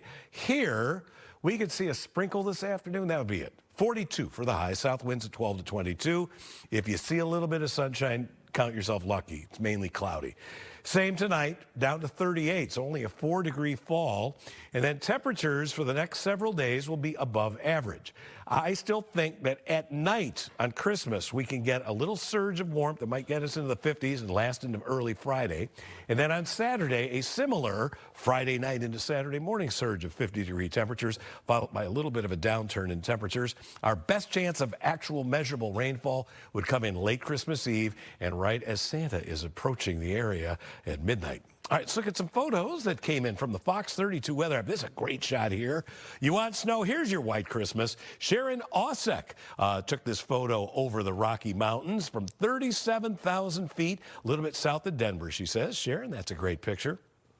Here comes one from Dale Gordy from his backyard in Mokina. Look at that sky lit up. I see one little pile of snow. I wonder if that's still there, Dale. I'm not sure exactly when you took that photo, but there's no snow on the grass, and there's very little snow anywhere in Chicagoland. Thank you for that picture, Dale. Ted Grzelka always sends in some pretty pictures. This one comes to us from South Ridge Park in Hoffman Estates. A beautiful sunset there. Looks like a weeping willow tree. It won't be that long before that baby starts to leaf out. The days are getting longer starting today. Yesterday was the shortest day of the year. All right, and our final one. This one came to me from Facebook, and I wanted to share this from Becky Schweikart. That is a photo from Libertyville. I believe it was yesterday that she sent that in, and those clouds are altocumulus undulatus, and just like waves on water, this shows you where the waves were in the atmosphere. That's a great picture there, Becky. Thanks for sending that in. All right, we want to remind you that the Bears, they're hosting their 37th annual coat drive. Bears, along with Jewel Osco, Salvation Army, and Sureway Movers, are asking for your coat donations. All you have to do is drop them off at participating Jewel Osco stores. You've got through February 16th. You want more information? Get it online at chicagobears.com/coat drive. Here's a look at what's coming up on Good Day Chicago at 8 and 9 as we head to break. We'll be right back.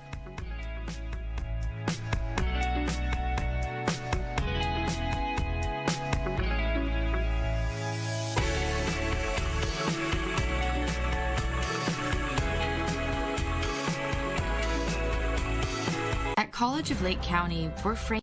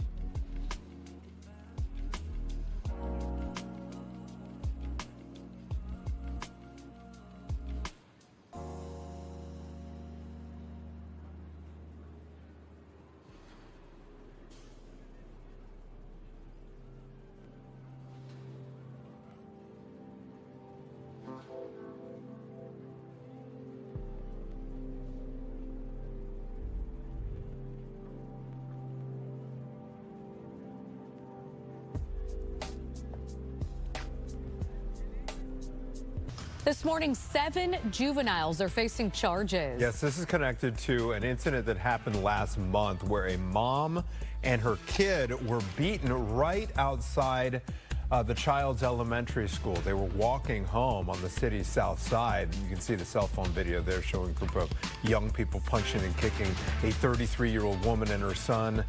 It was right outside Orville Bright Elementary on November 17th. The victims both had to be sent to the hospital. And check out how young these suspects are. They range in age from 13 years old all the way down to 10 years old. All of them have been charged with misdemeanor battery. They've been referred to counseling.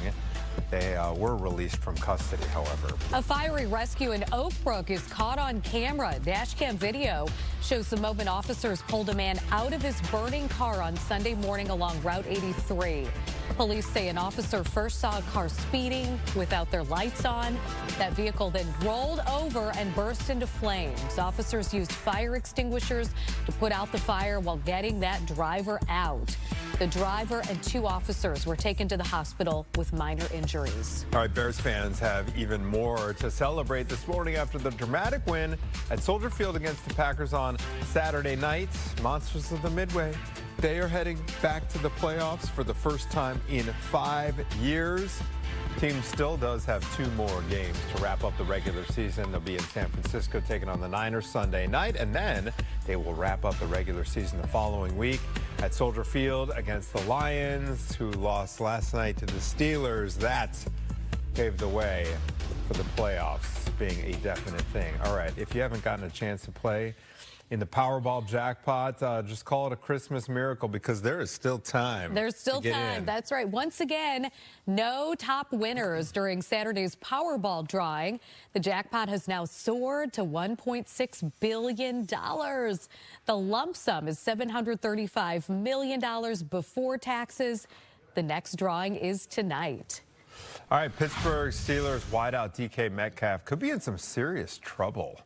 Look at this. He could be in trouble with the NFL after he was caught on camera throwing a punch at a Lions fan in the stands. This happened during the second quarter of yesterday's game against Detroit. They did win that game. Metcalf reached up, punched the fan, then just walked away. Metcalf faced no penalties. He did continue to play in the game, but we'll continue to follow whether he faces any kind of disciplinary action from the league. Speaking of, Georgetown is suspending men's basketball coach Ed Cooley. Over the weekend, Cooley hurled a bottle into the stands, and it hit a child that was being held by a woman. His team missed a 3-pointer at the buzzer, would lose to Xavier. Cooley did apologize during the post-game press conference, saying it was, quote, out of character for him to get that upset. He will miss just 1 game. There have been almost 5 million cases of the flu so far this season. That's according to the latest data from the CDC. The CDC estimates there have been at least 4.6 million illnesses, 49,000 hospitalizations, and 1,900 deaths from the flu this season alone. Experts say receiving the flu vaccine, which they recommend for everyone over the age of 6 months, can help reduce symptoms. A key White House advisor on economic policy says a proposed tariff gift to Americans will depend on lawmakers to make it happen. Kevin Hassett, the National Economic Council director, said Sunday that a $2,000 check proposed by President Trump that would go to Americans from raised tariff revenue will have to come from congressional approval. The president has floated the idea of that $2,000 check since July. Hassett said Congress, though, would have to approve it through tax code changes and new legislation in the new year, which would authorize the Treasury Department to send the checks to eligible Americans. All right, let's take a live look outside over the bean. Few brave souls out there, although it is not quite as cold as we've seen in recent weeks. Mike, how are we doing outside and where are we going as the week progresses to Christmas here? We're going to have a lot of 40s this whole week for high temperatures. There's no bitterly cold air in sight. There's no snow in sight either. So if you're hoping for a white Christmas, it's not going to happen in Chicago. It happens roughly 4 out of 10 time. So about 41% is when we have at least 1 inch of snow on the ground in Chicago for Christmas Day. This is going to be one of those 60% of the time that we don't. Current temperatures are mainly in the 30s, but this is where we're headed for highs today. I think we get into the low 40s pretty much area-wide, and that's without the help of much sunshine. Yesterday was perfectly sunny, but the high was only 33. Tonight we're going to drop temperatures only down a handful of degrees, mid to upper 30s with quite a bit of cloud cover. Breezes, which will be gusty this afternoon, will die down. Now tomorrow, I think we can get a few degrees warmer. Let's go for the mid 40s. And in terms of precipitation, you see a little bit of snow being detected by radar. Anything that's reaching the ground way up to the north across northern and central portions of Wisconsin. We've had some echoes over our area, none of it reaching the ground. This is the temperature outlook. For December 30th through the first week of January, most of the country bathed in warmth, and that includes the Chicago area, and that is for the entire week as taken as a whole, just like this week is going to be well above average. I'm banking on a surge of warmth Thursday night, Christmas night, getting us to 52 and then low 50s on Friday morning. Then temperatures will fall a little bit, then come up again late Friday night into Saturday with a small chance of a shower. If I had to pick a time when rain is most likely this week, it's timed for Santa's arrival with Rudolph and company late on Wednesday night. He needs his galoshes, not just his snow boots. All right, thank you, Mike. Right. This Christmas Eve, speaking of Santa, more than 1,000 volunteers will take calls from kids who are wondering where Santa is. Dana Marie McNichol has more on the North American Aerospace Defense Command's longtime tradition, the NORAD Santa Tracker. If you're looking for Santa Claus, military volunteers say they are standing by to tell you exactly where he and his reindeers are going to be during his journey across the globe this Christmas Eve. We tell them, yes, as long as the joy and the belief of Santa is in your heart, then he's going to come. The North American Aerospace Defense Command is celebrating 70 years of its Santa Tracker hotline, where anyone can dial in to speak with a Santa Tracker. It's a tradition that started out as an accident in 1955. A young child accidentally dialed the predecessor of NORAD, which is the Continental Air Defense Command, and the colonel who answered the phone heard a child asking him, "Where's Santa Claus?" And the colonel realized, well, we track everything over North America, and so we absolutely can see where Santa Claus is. The joint U.S. and Canadian operation typically monitors threats in the skies. But every year on December 24th, it uses those same radars and satellites to track St. Nick's sleigh. I don't think you ever really know who to expect on the other end of the line, and then all the way to a child maybe in the hospital with their parent wondering if Santa's still going to stop by. And for the first time ever, children can call through NORAD's website, making it easier for Santa searchers outside of North America. And so if we could bring that joy to them in some way, shape, or form, then I think we did our job. NORAD officials expect to take more than 400,000 calls this year. In Miami, I'm Dana Marie McNichol, Fox News. So exciting, just around the corner. Plenty more Good Day Chicago ahead. Keep it right here.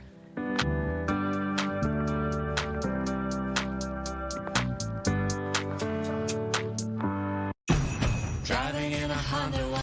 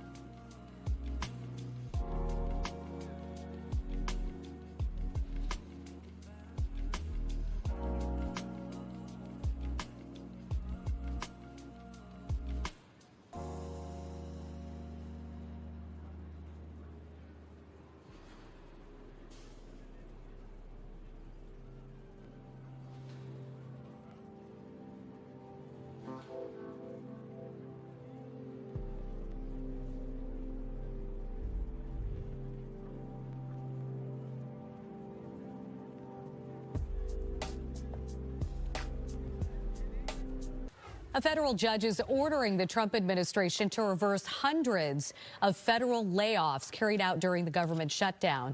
The judge says the firings violated a stopgap spending law passed by Congress.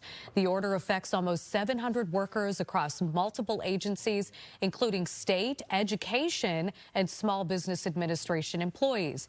It also requires full back pay.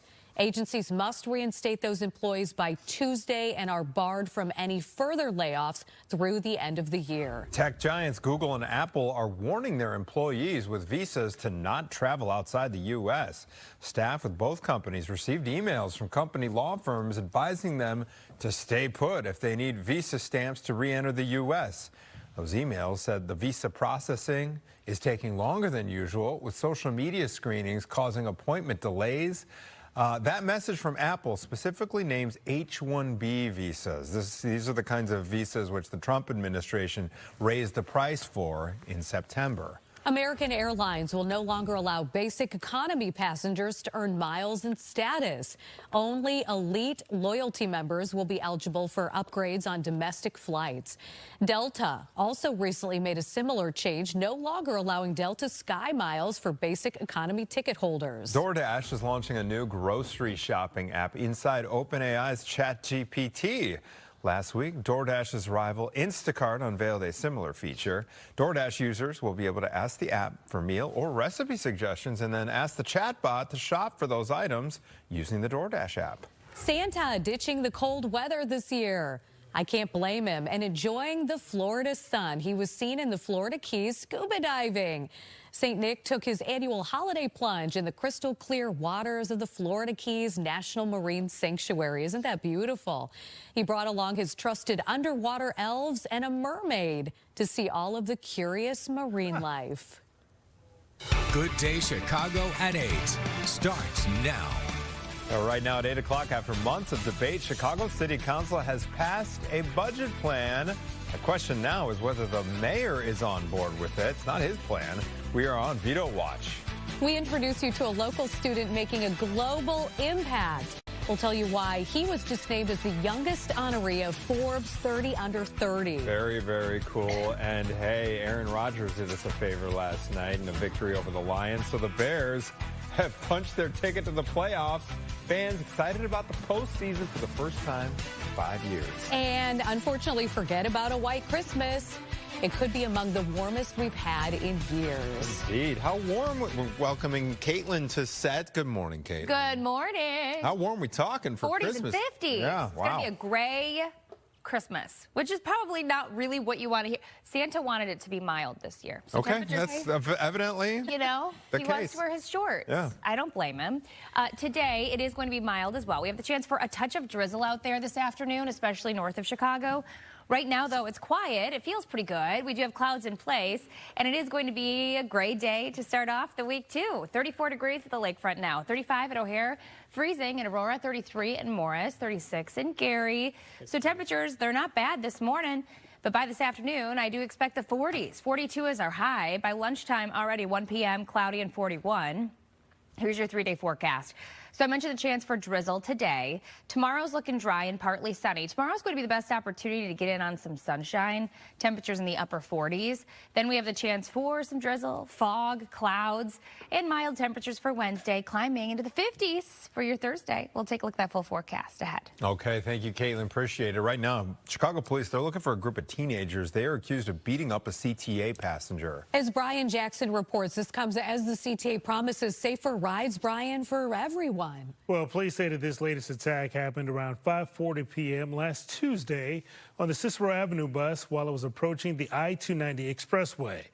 Police have since released these photos of the suspects they're looking for.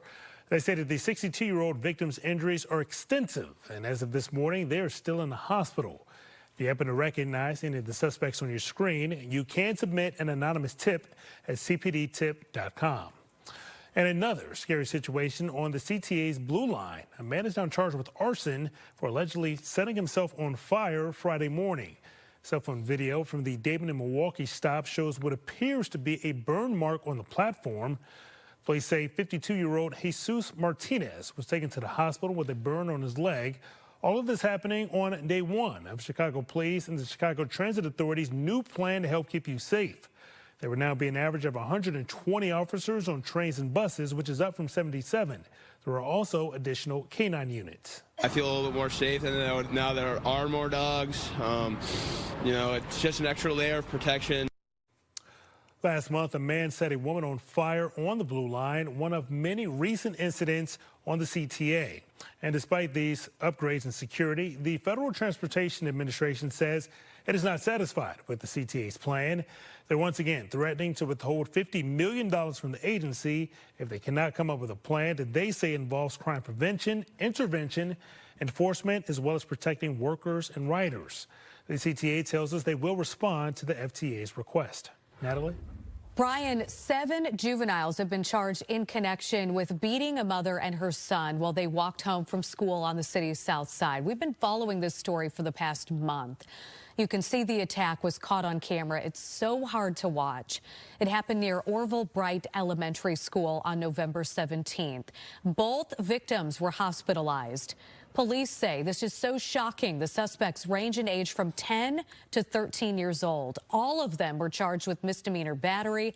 They were referred for counseling and released from custody. We are now waiting to see if Mayor Brandon Johnson will veto the City Council's alternative budget. The $16 billion spending plan rejects the mayor's proposal to reestablish that so-called head tax on large city businesses, a tax that would have raised close to $100 million. Now, the City Council approved an alternative budget on Saturday night. It was crafted by the more conservative and moderate alders, along with some members of the Progressive Coalition here. And this would raise a number of other taxes, such as liquor, gambling, raises some fees as well, and would also sell the city's uncollected debt to a private debt collection agency. We'll keep an eye on whether the mayor vetoes that alternative budget. They are on deadline here. Meantime, at the federal level, 2 lawmakers are threatening to hold Attorney General Pam Bondi in contempt of Congress over the partial release of files on convicted sex offender Jeffrey Epstein. Representatives Ro Khanna and Thomas Massey say that the Department of Justice failed to release all of its files by the deadline that was set in law. The DOJ, though, says it is not done releasing material and that lawyers are going through the remaining documents to ensure that victims' information is protected. The U.S. Coast Guard going after another sanctioned oil tanker in the Caribbean. The pursuit comes after the Trump administration announced Saturday that it had seized a tanker for the second time in less than 2 weeks.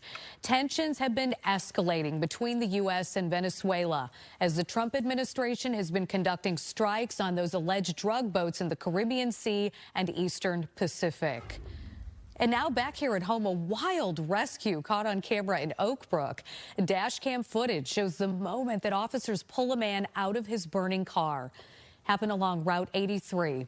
Police say an officer was on patrol when he saw a driver speeding without their headlights on, and then shortly after, that vehicle crashed and burst into flames. The driver and 2 officers were hurt, but they are expected to recover. We're heading back out to the streets of Chicago this morning, and for good measure, to see how fans are feeling after that nail-biter Bears win on Saturday night. Yeah, people are waking up with playoff dreams fresh in their minds. We're headed to the playoffs. Roseanne has been live at the White Palace Grill all morning. How are they feeling out there, Roseanne? Emotionally drained. It was an exhausting weekend. You talk about the nail biter on Saturday night, followed by another nail biter last night. Luckily, the Steelers pulling it over the Lions in that odd twist. We're all cheering for Aaron Rodgers, right? But now we are playoff bound. And I'm telling you, people couldn't be happier about it. They have been waiting for this. Bears fans have. And we've run into many here at White Palace Grill this morning who have shared with us just how pumped up they are. This is the #1 spot that people go to after a Bears game. They come right here after they enjoyed the game and they relax and they dine with us. So you must have funny stories. What kind of things happen here? A lot of things happen, a lot of fights, but mostly when it's the Bears and stuff like that, people just come in for a good time. Okay, back live. We're looking at the ceiling of the White Palace Grill where we spotted this, nod to Mike Ditka, and of course the 85 Bears. Mike Ditka used to wear that number 89. But that's how long it's been, folks. I mean, it's been, a while since the playoffs, but since the Super Bowl, it's been a really long time. And a lot of people have Super Bowl dreams swirling in their head this morning. It's just been a long time coming, and so people are enjoying the vibe. And we've seen a lot of Bears fans here this morning. Oh, Dwayne is still with us. He's all suited up this morning. How about those Bears? Yes, bear down. Yeah, bear down. Everybody very excited this morning. Back to you guys in the studio. Love it. Roseanne, thank you so much. I'm so excited. That was perhaps, I don't want to say the greatest game I've ever seen, but it's up there. Oh, my goodness. It's up there. Yes. We were going insane. I have to say, too, the Lions game yesterday was so confusing. What's that? At the end, the Lions game. He goes, didn't he say this is a touchdown, however, and then they didn't get the points for it? They did not. It was I didn't see this unfold, but yeah, it was called back. So, yeah, Lions thought they won. Nope, penalty. So, hey, we win, though. Hey, Aaron, you know what? Thank you, Steelers. Yes, positive side. The weather, I think we're winning in the forecast this week. It's going to be a very mild week. This morning, we do have clouds. We have the chance for some drizzle out there, especially north of the city this afternoon. But in the meantime, this morning, it's quiet, and the temperatures are quite a bit warmer than we were yesterday at this time by about 15 to 20 degrees. So let's check in on our current conditions. Right now, it's 34 degrees at the lakefront, 35 at O'Hare, so temperatures ranging in the low to mid-30s. 31 in DeKalb, 33 at Woodstock, temperatures in northwest Indiana ranging in the 30s. So you're at freezing in Valpo, but it is 36 degrees in Gary. Here's our futurecast. Let's take you through your day. I mentioned that potential for a touch of drizzle this afternoon. Temperatures climbing in the 40s. I expect to be right around 42 as our high today, although it is going to be a gray day. Tomorrow, we're going to get in on a little more sunshine, calling it partly sunny. So if you want a day to get outside and go for a walk when it's not going to be so gloomy looking this week, tomorrow is the day to do that. Temperatures are going to be similar to today, back to the 40s, nice and mild. Really going to be, excuse me, most in the mid to upper 40s. And then we work our way into the evening, 9 o'clock on your Tuesday, still calm and quiet, temperatures dropping back down to the low 30s. Now, as we work our way to Wednesday and on Christmas, the chance for wet weather is back. 7-day forecast shows 42 on Wednesday. For Christmas, 45. Temperatures staying mild. Friday, a high of 51. And this weekend, the 40s and then the 30s. So we have mild weather ahead of us all the way through the weekend. Back to you. Thank you, Caitlin. And if you have any pictures of you or your loved ones traveling through Chicago's big airport, it could win you a nice cash prize. I love this. This is part of the airport's big celebration. They're celebrating more than 70 years of passenger flights. And it's this cool thing where we're all asked to share our pictures, our memories at the airport. And there's actually a cash prize on the line as well. Well, we're going to have details on that in just a few minutes. It is the season of giving. Fox 32 Chicago, PNC Bank, and the Chicago Bears are teaming up at the Greater Chicago Food Depository to help feed local families in need. Now is the perfect time to donate because tomorrow is, well, I should say this week is Christmas week. Not tomorrow just yet. You've still got a few days. But every dollar you give, this is important, will triple to provide 9 meals. That's another reason it's important. You can help out by going online to chicagosfoodbank.org.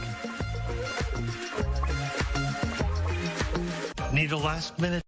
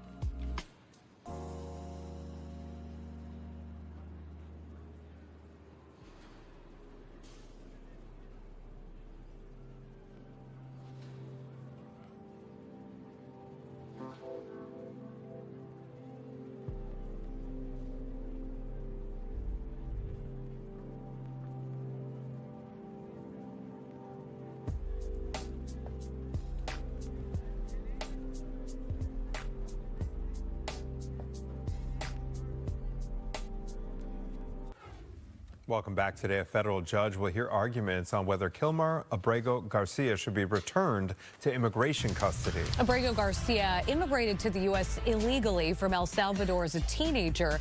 But in 2019, an immigration judge granted him protection from being deported back to his home country, finding he faced danger there from a gang that had targeted his family.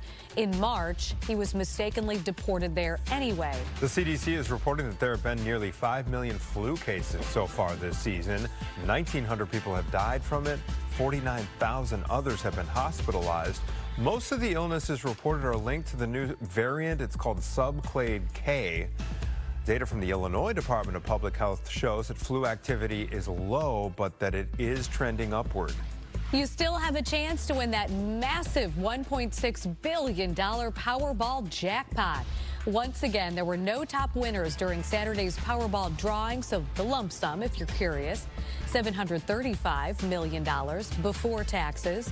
The next drawing is tonight. Get your tickets, get your tickets. All right, we're sending things over to Caitlin Cody. And yeah, folks who are really against very, very cold weather, they'll be happy this week because it's warmer outside, right? We're picking it up. Yes, you can go for a walk and it's not going to be so uncomfortable that you have to turn around and go right back inside. Temperatures, they're going to be mild this week, although we are going to be lacking sunshine. Today, tomorrow, a little more sunshine, but then for Christmas Eve and Christmas, it will be quite gray, and we do have the chance for a little bit of rain around. So let's talk about these weather headlines. Number one, few sprinkles possible today, especially north, but we could see that this afternoon. Temperatures, though, are going to be in the low 40s. Very mild for the holiday. Temperatures actually in the 40s and 50s for Christmas Day. South of the city, you could be in the 50s on Christmas, but it is going to be gray. Right now, you're stepping out the door to 34 degrees at the lakefront, 35 at O'Hare, and freezing in Aurora to 33 in Morris, and freezing in Kankakee. Temperatures in northwest Indiana ranging in the 30s. It's 36 in Gary right now. We're feeling pretty good. Let me take you through our day. Highs today reaching around 42 degrees. As mentioned, we are going to have those clouds, mostly cloudy skies, and that chance for a touch of drizzle. But outside of that, it's going to be a quiet forecast. Looking at this evening, 7 o'clock, we're still in the upper 30s to about 40 degrees. So it's going to be a mild day from start to finish. Overnight tonight, dropping down into the 30s into early tomorrow. And tomorrow is going to be a wonderful day. Mid to upper 40s. We're going to have more sunshine, calling it partly sunny, dry conditions. And then on Wednesday, the clouds will start to thicken up. We're going to see some foggy conditions, some drizzle, some light rain around on Wednesday as well as on Christmas Day. Here's your 7-day forecast. So breaking down these temperatures, as mentioned, a mild week. 42 expected Wednesday, Thursday around 45. But these temperatures go up Christmas night. And then on Friday, a high of about 51. This weekend, 48 expected Saturday, Sunday, right around 34. Anthony. Thank you, Caitlin. Well, if you have used O'Hare over the decades, most of us have, the new O'Hare Moments campaign is your opportunity to share those memories to celebrate more than 70 years of passenger flights. And also, if you share a memory, you're in it for a chance to win a $500 gift card. And here to tell us more is Gigi Godfrey with the Chicago Department of Aviation. Gigi, happy holidays to you. Happy holidays. Okay, so what's this all about? How do we share our memories here in this for this particular program? Are we sharing photos? Are we sharing stories? How's it work? We want it all. We want the good, the bad, the ugly. So the stories, the photos, the videos, those moments that really make O'Hare special for the millions of passengers that pass through each year. Oh, airports are... There's stories everywhere. You see goodbyes, Absolutely. You see reunions. You know, we all have vivid memories at O'Hare. So how's the campaign work? How do we get these memories in? How do we submit them? Absolutely. So we have a website. It'll be moments.ordnext.org. There you can submit your photos, your stories, your videos, as mentioned.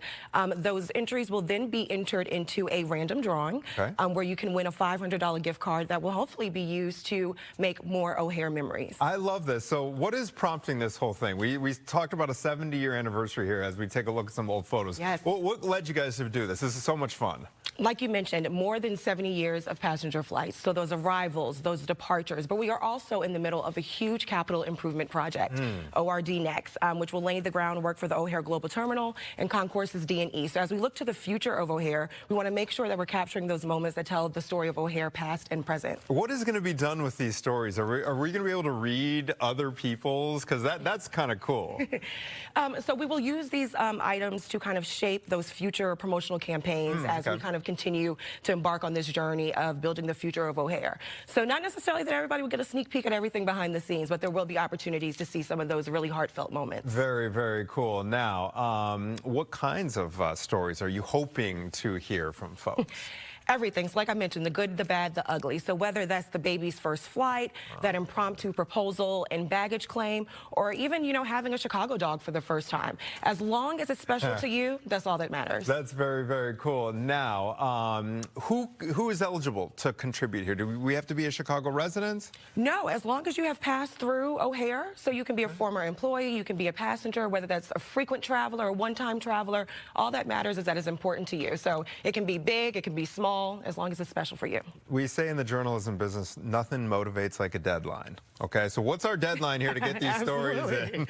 So you have some time. February 2nd will be that cutoff date. So the submissions that are entered by then will be eligible for the drawing, but that is not the cutoff. We will continue to collect these submissions as they come in because we want to make sure that we're capturing every moment that every passenger wants to share. One more time, where do folks head to if they want to submit a memory? A lot of people might be hearing this and thinking, oh, I remember this one time. I got to share that. Yes, send me those pictures. Black and white, we love it.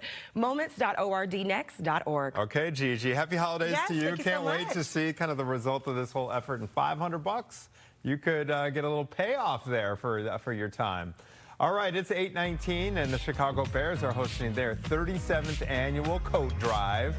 The Bears, along with Jewel Osco, Salvation Army, and Sureway Movers, they're asking for your coat donations, so just drop them off at any of the participating Jewel Oscos. There's those boxes that are right up front now through February 16th. You can get more info online at chicagobears.com/coat drive.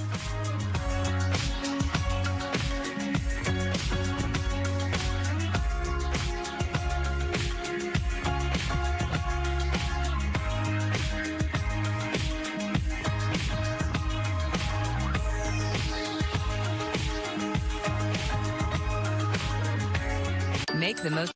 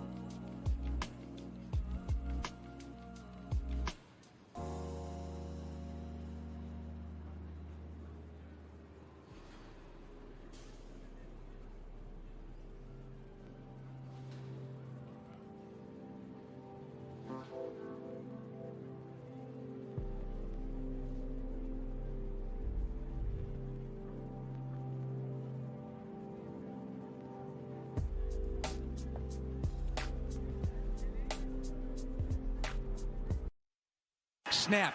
Caleb, play fake, looking to throw, going deep, searching for DJ Moore, over the shoulder, catch, made, touchdown Bears! It's over at Soldier Field. The Iceman cometh, the Iceman taketh. Still getting goosebumps hearing that call. Cardiac Caleb does it again. He's now led the Bears to 6 come-from-behind wins this season. None bigger than Saturday night's win against the Packers. We're still feeling the vibes on this Victory Monday here. Joined now by Lou Canellis, and we even got some help from Aaron Rodgers this weekend. Lou, Bears are now guaranteed a spot in the playoffs this morning. So, Luke, we started this season 0-2. Where do you think things changed for the Bears? Oh, my gosh. Where did they change? Well, I think getting their head kicked in Detroit was the start. And Ben Johnson going back to Detroit took that loss as hard as anyone on this Bears team. And the turnaround started at that point. You know, sometimes you need to hit rock bottom, and I think the Bears hit rock bottom after that Detroit game. This team was always focused. It just needed to take time. We discussed it, Brian, on this show, on Good Day Chicago, when fans were freaking out after that 0-2 start. New head coach, new scheme, new rules, new players. It does not happen overnight. But there's no one out there that said it was going to happen this quickly. From 5 wins last year, from worst to first in the NFC North, no one saw that. And we should all just sit back and maybe Caleb Williams is right, and this is a team of destiny. We will find out at the end. And speaking of that destiny, and going back to Saturday night, this team seems to play their best in the fourth quarter where the odds are stacked against them. Who gets credit for that? Everyone. Starts with Ben Johnson. You start believing. I was just listening to TJ Edwards, the linebacker, on the radio, and he said at some point this season, he and his teammates started believing that someone would make a play at the end. Who knows? Caleb Williams, DJ Moore, Jade Walker. I mean, this kid, undrafted rookie free agent, who barely made the team out of Texas A&M, made the team, frankly, I thought, in the last preseason game with a couple of big grabs at Kansas City, didn't even have anywhere to stay. Caleb Williams lets him stay at his home until he can get his feet on the ground and find an apartment up by Hallis Hall. Everyone is chipping in. Cairo Santos. Let's not forget, Brian, about what Santos did. 3 field goals in that wind on Sunday. Everyone is stepping up. Everyone is believing in each other. And there were a lot of questions in the last couple of weeks about the connection and chemistry between Caleb Williams and DJ Moore. Do you think that those have been finally put to bed for good now? I never thought there was a question. I just wanted him to become more involved in the offense. And I was screaming about it on this show, on Bears Game Day Live. I was screaming about it on Bears Blitz. His numbers were down. He is paid like the #1 target. Roma Dunze, up to this point, had been the favorite target for Caleb Williams. And with Dunze sitting out the last 3 games, the Bears concentrated more, and I'm talking about the Bears, not only Caleb Williams. Remember, he's got an offensive coordinator, Declan Doyle. He's got a head coach who comes from the offensive side of the football, who calls the plays. They needed to make it more of a focus to get the ball into the hands of their #1 receiver. He's paid like it, and they have done that the last 2 games. And listen, forever, as Bears fans, and I'm the biggest, we will talk about that catch, that 46-yard strike in overtime to win it.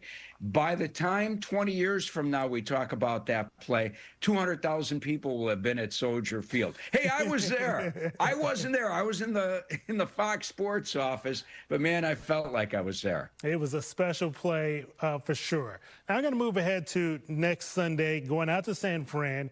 Bears still got a lot of injuries. Do you think at this point, now that they've already clinched a playoff spot, they can afford to rest a guy like Roma Dunze? No chance. I'm jumping all over you, Brian. Listen, you've got to go into the playoffs with momentum. We have seen too many times, and I don't have the number in front of me right now, but the #1 seed, all right, that had a bye week. Sorry, someone's calling me. That had a bye week has lost. So the Bears have to continue to play everyone. You don't rest anyone. You're still shooting for home field advantage here. All right. So there's still plenty to play for against the Niners, and then at home to wrap up the regular season against the Lions. And in these last two games, right now, do the Bears control their own destiny in terms of getting that home playoff game? Absolutely. They need to go out and win out. That's what they need to do. That way they don't have to worry about what the Lions do or what the Packers do or what the Niners do or Seattle is the #1 seed potentially or the Rams. Just go out and continue to win these games. Don't rest anyone. Play at your best. All right. We've been seeing it in a big difference between what we're talking about now and what we were talking about this time a year ago, Lou. Hopefully things continue in the right direction for our Bears. Hey, listen, don't forget, I was on radio. I said that the Bears were going to run the table and win these last 4 games. We got 2 to go. All right. You're a man of your word. All right. Thanks so much for your time, as always, All right, Lou. And you can show your support for our monsters under Midway and submit those photos of you wearing your Bears gear. We want to see some of you fans who are at the game on Saturday night against the Packers. So hopefully you can share them with us. We're going to be showing them to you all Friday morning long. You can email them to us at that address right there on your screen, gdc@fox.com. All right, time now 8:28 this morning. Checking in with Caitlin. How's it looking outside this morning? Very mild, cloudy, but the temperatures feel good. We're in the mid-30s. It's 35 degrees at the lakefront and O'Hare on our way to the 40s today. What about for Christmas? I'll have a full check of your mild week ahead. Stay with us.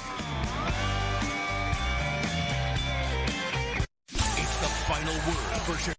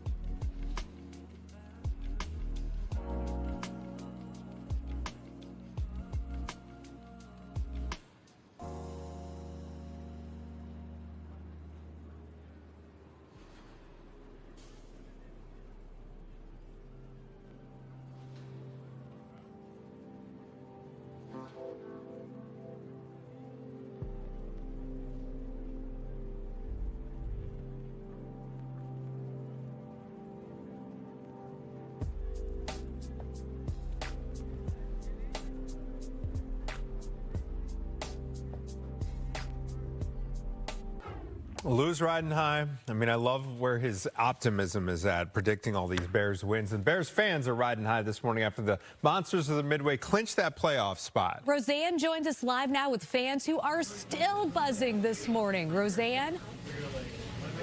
Absolutely. What a fun weekend of football for Bears fans. We've talked to people here at White Palace all morning who were so excited, extra spring in their step.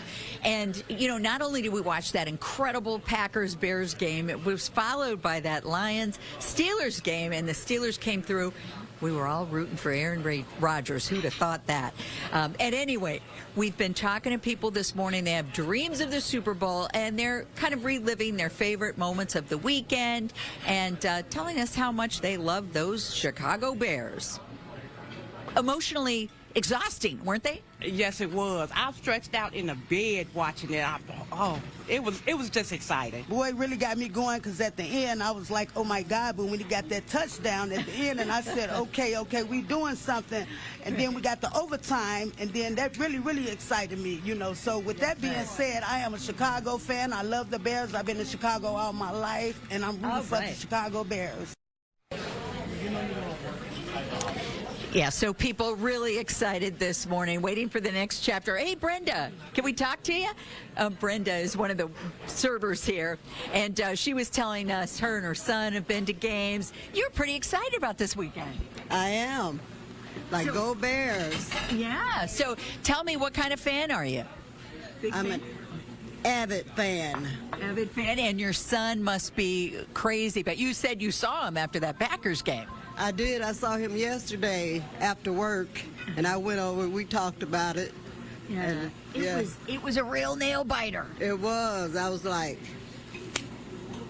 we were on nails, pins and nails. Right. I understand a lot of Bears fans come here after the game. You're not too far from Soldier Field. They do. And last Sunday, when it was below zero, a lot of them couldn't take it. It was they came in here, it was we can't take it. But go Bears. Yeah. Well, thank you for talking to us this morning. Yeah, that was a rough one, but thankfully Saturday night was just, it was a beauty, although it was very, very nerve-wracking for most of the game. So once again, people just riding the high this morning, and some people, they're going there. They're dreaming Super Bowl dreams for the Chicago Bears. Back to you guys in the studio. Yeah. Why not? Thank you, Roseanne. Thanks, Roseanne. Love to see it. All right, we are now waiting to see if Mayor Brandon Johnson will veto the City Council's alternative budget. The $16 billion spending plan rejects Mayor Johnson's proposal to reestablish the so-called head tax on large city businesses. That's a tax that would have raised close to $100 million. The City Council, though, approved an alternative budget on Saturday night, crafted by conservative and moderate alders, along with some members of the Progressive Coalition. It raises a number of taxes on liquor and gambling. It raises some fees. It would also sell the city's uncollected debt to a private debt collection agency. All right, at least 16 files disappeared from the Justice Department's public webpage for documents related to Jeffrey Epstein. Then they reappeared after a public backlash. They include a photograph showing President Trump with Epstein, Melania Trump, and Ghislaine Maxwell. The Justice Department did not say why those files were removed, but said that the photos and other materials will continue to be reviewed and redacted out of what they describe as an abundance of caution. Hundreds of thousands of more files are expected to be released in the coming weeks. A Russian general is dead after an explosive device underneath his car detonated. The Russian Investigative Committee says it's investigating who was behind the crime, including looking into if Ukraine intelligence services was responsible. Ukraine revealed last December it was behind a similar attack on a highly ranked Russian soldier.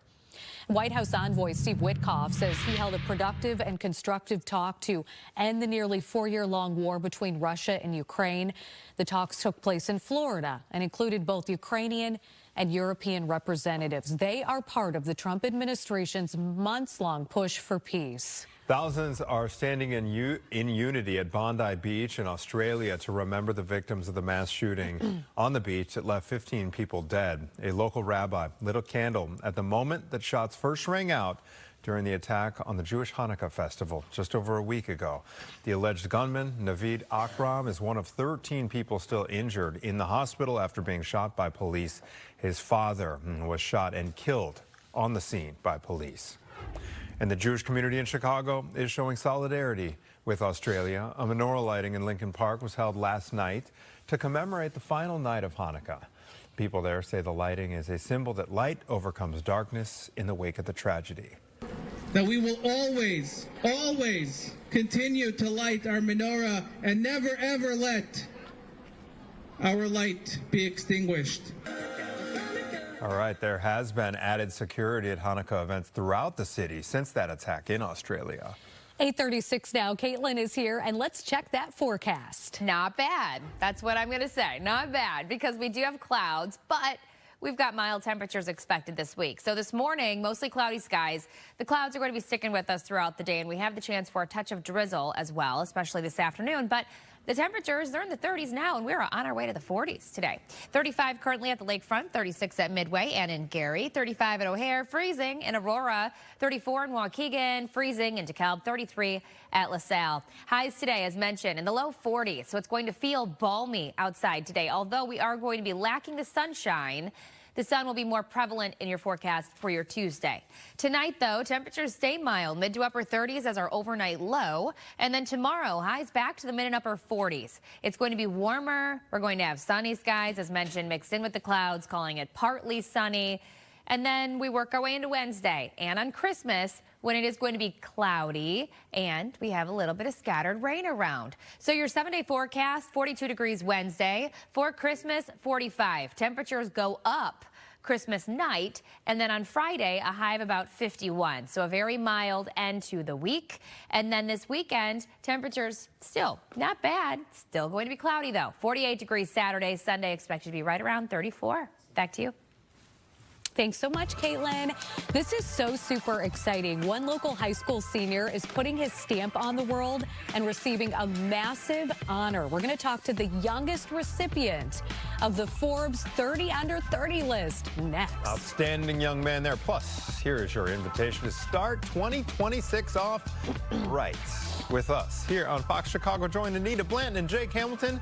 They're going to be live from Tao Chicago nightclub as we celebrate New Year's from Times Square to Texas with performances by Bun B, Cupid, Cleo Fox, many more. Fox Local New Year's Eve Live.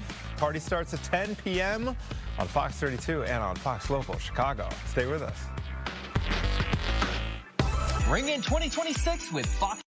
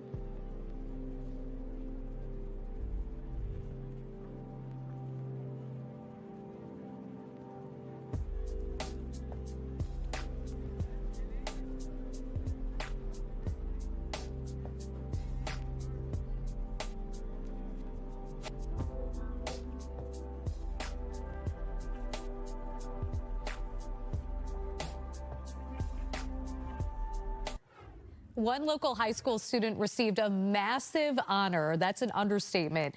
Being named the youngest honoree of Forbes' 30 Under 30 list. And this morning he's joining us to talk about the amazing work that he is doing to make a global impact. Hinsdale Central senior Momin Ahmed comes into Good Day Chicago. We're so glad you're here. This is so incredible. How excited were you when you found out this news? Yeah, thank you for having me. Sure. I was incredibly excited. I mean, it felt unreal. I obviously have been doing this for a long time, but getting this honor felt really unreal. And when you say doing this, we have to explain to our viewers what that means. So you founded an organization called Model UN Academy. How does it work? Yeah, so Model UN Academy is an ed tech nonprofit. We're a 501c3 organization, and we were founded on the basis that Model UN, which is an activity where high schoolers and college undergraduate students simulate the United Nations, should be more accessible to students around the world. So right now it's a very high income activity, limited to English proficient students. So Model UN Academy works to make it more accessible to students worldwide. How many students have you been able to get involved through your program? So we've taught over 18,000 students across Wow. 101 countries. And then this is something that you developed while you were in high school in Hinsdale, is that right? Yep. My goodness. What would you tell other young people that have a dream just like yours? They're like, I see a problem in the world. I think I have a solution on how to fix it. What is the first step?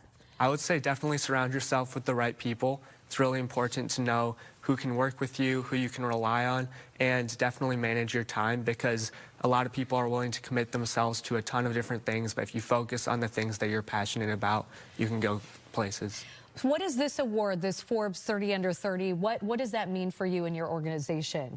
Yeah, so I think it's definitely really helpful in terms of getting credibility, getting grant funding from the government, from third-party organizations in the upcoming year. So hopefully we'll get more funding for that. And then you have an opportunity to speak, is that right, in April? Tell us about that. Yeah, so the Forbes 30 Under 30 Summit will be in April, and I'll have an opportunity to speak there, to network with other listers and meet other people.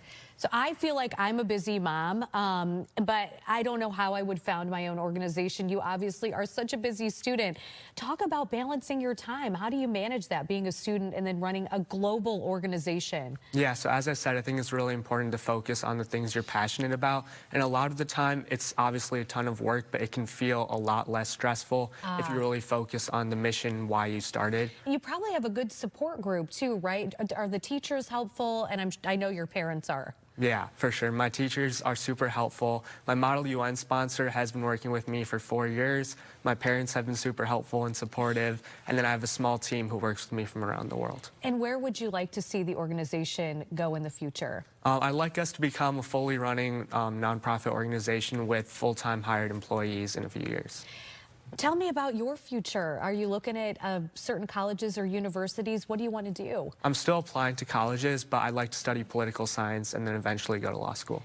All right, and then any advice for kids out there today, just in general, about the world can be a really scary place, especially with social media. So what is your advice on kind of like tuning out the noise? I'd say definitely believe in yourself, believe in your dreams, and work hard to get where you want to go, and then the results will come for themselves. Oh, that is a good response. Best of luck to you. Thank you got to so come much. in later and let us know how you succeed in all of your endeavors. Thank you again, and happy holidays. Thank you, you too. Sure thing. Hey, Caitlin. He is inspiring. Yeah. That's amazing. And also, I hope you have a great break from school. We are in winter break. Yes, and it doesn't feel very wintry outside. This morning, we are 18 degrees warmer than we were yesterday at this time. So that's a difference you're going to feel. And temperatures, they're going to be on their way to the low 40s this afternoon, although it is going to be a cloudy low 40. So let's take a look at our 24-hour temperature change. 22 degrees warmer at Woodstock, 20 degrees warmer in Waukegan. Northwest Indiana, temperatures around 10 to 15 degrees warmer than yesterday at this time. So that's leaving us in the 30s. We have 35 degrees at O'Hare and at the lakefront, but 36 from Gary to Midway, 34 at Woodstock. Temperatures today reaching around 42 degrees. We're going to have that wind coming in out of the south, gusting up to 25 miles per hour. So a very mild day and a little bit breezy. Temperatures tonight back down to 35 into early tomorrow. Again, that southerly wind up to 15 miles per hour. Tomorrow, more sunshine is in the forecast, calling it partly sunny with a high of about 46. So it is going to be even warmer tomorrow and more beautiful to be outside. Then the clouds build, and we have the chance for a few scattered light rain showers around for Christmas Eve and on Christmas Day. But let's talk about these temperatures, because on Christmas Day, some of you south of the city could be in the 50s. And the warm weather is going to continue December 28th through the 1st, covered in red. Chicagoland, it looks like we are going to be staying above normal. Here's your next 10 days heading into the weekend, right around 48 degrees on Saturday, Sunday around 34. Now, our model is showing that dip down to the upper 20s and low 30s to start off Monday and Tuesday, but then a solid climb Wednesday and Thursday back to the upper 30s. It is 8:46. We'll be right back. Fox 32 News is brought to you by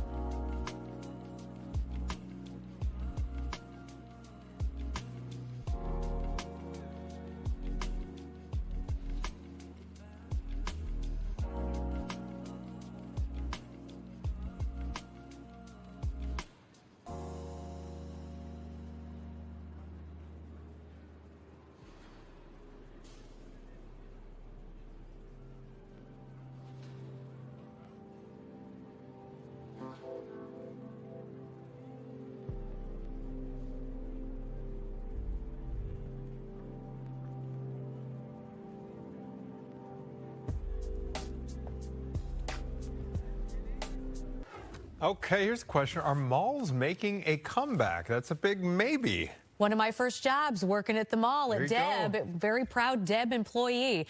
Jerry Willis talks to some people who say malls are making a comeback. The American Mall is getting a makeover, and shoppers are coming back. Some of the great operators like Simon, they've adapted to changing times. You have to keep in mind, the mall started, as sort of a cruciform shape. Everyone had Sears, Penny's, 2 department stores, But department stores aren't what it's about anymore. They've been failing by and large. Despite years of retail apocalypse predictions, recent data shows a remarkable recovery story. Foot traffic is up at shopping centers. Now offering more than just retail spaces, malls are focusing on unique dining, entertainment, like arcades and cinemas, pop-up shops, and even community events. The developers have remade the malls. They have, as opposed to food courts where like a cookie was a good thing, they have fantastic restaurants. They have residences, hotels, things to do. A lot of small stores. They're very exciting and new. Driving mall visits the Gen Z influence. The younger demographic likes browsing, socializing, and instant access to products. 75% of shoppers now visit malls primarily to hang out with friends and family. At the same time, major retailers like Macy's, JCPenney, and Dillard's have been closing stores all over the country. Meanwhile, you've got JCPenney on the other end of the spectrum. They would have gone out of business a long time ago, but Simon has been propping them up in order to keep control over the real estate. You have Macy's in the middle, who's trying to make it work. They're showing some improvement, but look, they keep closing and closing the stores in the bottom half until the top half gets smaller and smaller and smaller, and those are the good stores that do make money. Open-air shopping centers are leading the pack after the pandemic shifted preferences toward outdoor spaces. Or you have the good and the bad and the ugly there. Dillard's is one of the great department store operators, by the way. They're doing pretty well. They're closing 1 store people have been talking about in Willow Bend in Texas. That's because the developer is demolishing a big part of the mall in order to do just what I'm talking about, to bring in residences and hotels and make it kind of offices, to make it incredibly cool. It's a fantastic mall. And how about a quick mall run between Zoom calls? Work from home culture has shoppers showing up to malls earlier with higher traffic between 9 a.m. and noon. In New York, Jerry Willis, Fox Business. It's actually at a mall over the weekend. One of my sons had a birthday party. I saw a lot of mall walkers and mall runners inside. That is a great way to get, especially in the wintertime here. But I tell you, you try to find parking at the fashion outlets of Chicago, or even you go to Oak Brook to the mall there. It's impossible. People love the mall. There you go. There you go. All right, we're back with more Good Day right after this, so stay with us. Happy Monday morning, everybody. Fox 32 News.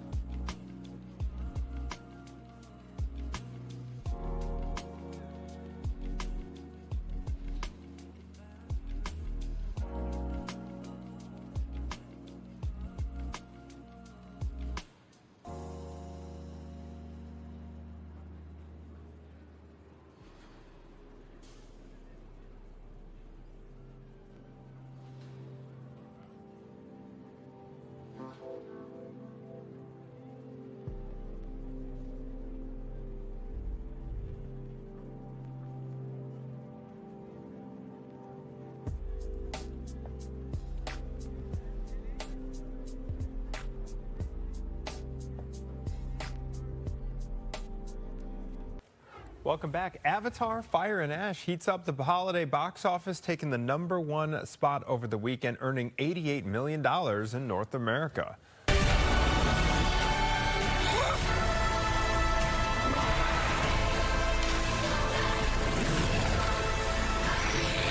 Goddess has no dominion here. The highly anticipated third installment in James Cameron's Avatar trilogy clocks in at a little over 3 hours. Meantime, psychological thriller The Housemaid was no match for the Christian movie David, which pulled in $22 million. Housemaid finished third. Where's my hair? Your hair has been destroyed. You shaved off my hair? Yes, we have shaved off your hair. Why have you shaved off my hair? To prevent you from contacting your ship. My ship? Your ship. What ship? Your mothership? Yeah, the Golden Globe nominated dark sci-fi comedy Begonia that stars Emma Stone and Jesse Plemons. That is now available to watch at home this week. It's streaming. It follows the story of a powerful CEO kidnapped by 2 conspiracy theorists who believe that she is an alien planning to destroy Earth. What is that? What do you think's behind there? Dead bodies! Maybe we should go through it. Everywhere I go leads me back to you. Oh, wow. Also available to stream this week if you don't want to go to the theaters. A Big, Bold, Beautiful Journey. Margot Robbie and Colin Farrell play strangers who discover a mysterious doorway that leads them on a time-bending adventure through defining moments of the past. I had not heard of that, but I love both of those actors. Yes, indeed. Yes, indeed. And how about this? Anthony's sing-along to Neil Diamond classics at the movies Christmas Day with Song Sung Blue, starring Hugh Jackman and Kate Hudson. Yes, the two lead the story of a real-life Neil Diamond tribute duo. Here is Ashley Dvorkin. You be lightning and I be thunder. Hugh Jackman and Kate Hudson are lightning and thunder in Song Sung Blue, about a real-life couple who formed a Neil Diamond tribute band. I hope you both take the show on the road. I hope we see more performances from the two of you together. Can you please keep telling people about that? We're just waiting for a Vegas residency or... Yeah, we're ready for Vegas. Or a pub crawl.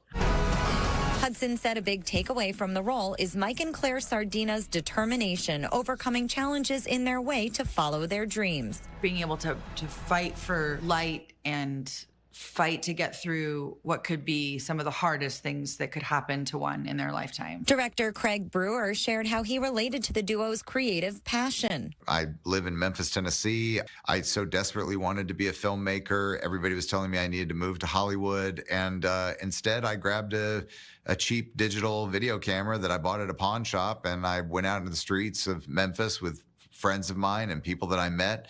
And I made a movie, and that led to my career. Brewer had quite a task choosing from Diamond's extensive catalog for the music of the movie. When you had to put in Sweet Caroline, because, you know, a set list for a show, you're like, you got to end with ba, ba, ba. I'll tell you, it was pretty daunting because I had all of his music available to me. But every time I told people that I wanted to tell the story about a Neil Diamond tribute band, the first thing out of their mouth was, are you going to have them sing Sweet Caroline? I would be like, oh, for God's sakes, we're going to sing, you know, Sweet Caroline, but he's got other songs. And so I kind of put that in the movie as something that Mike is dealing with, that he's got this huge catalog, but there's more to Neil Diamond than bum, bum, bum. In Hollywood, Ashley Dvorkin, Fox News. Shop Meijer and save on their entire wish.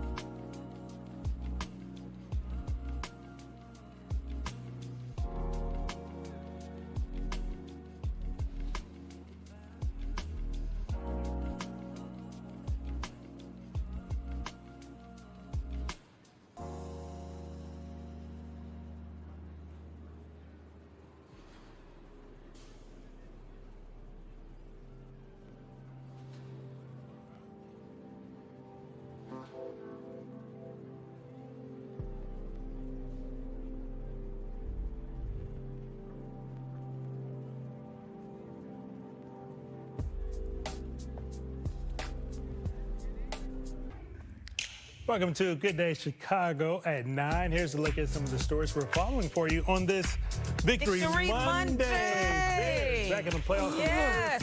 Cardiac Bears. Cardiac Bears. Leading the way, too, right?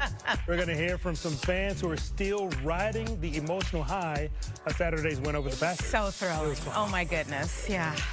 So many moments. So many moments. Hey, I'm so happy that electric violinist Svet is back here. He's going to share his holiday music, talk about how he and his wife's passion for music and dance are really kind of propelling his career and enriching the lives of young dance students. He has enriched our ears over the course of the last couple of years, so I'm looking forward to that. He's awesome. While you're home for the holidays and celebrating with family and friends, you know, it can be difficult to put your phone down.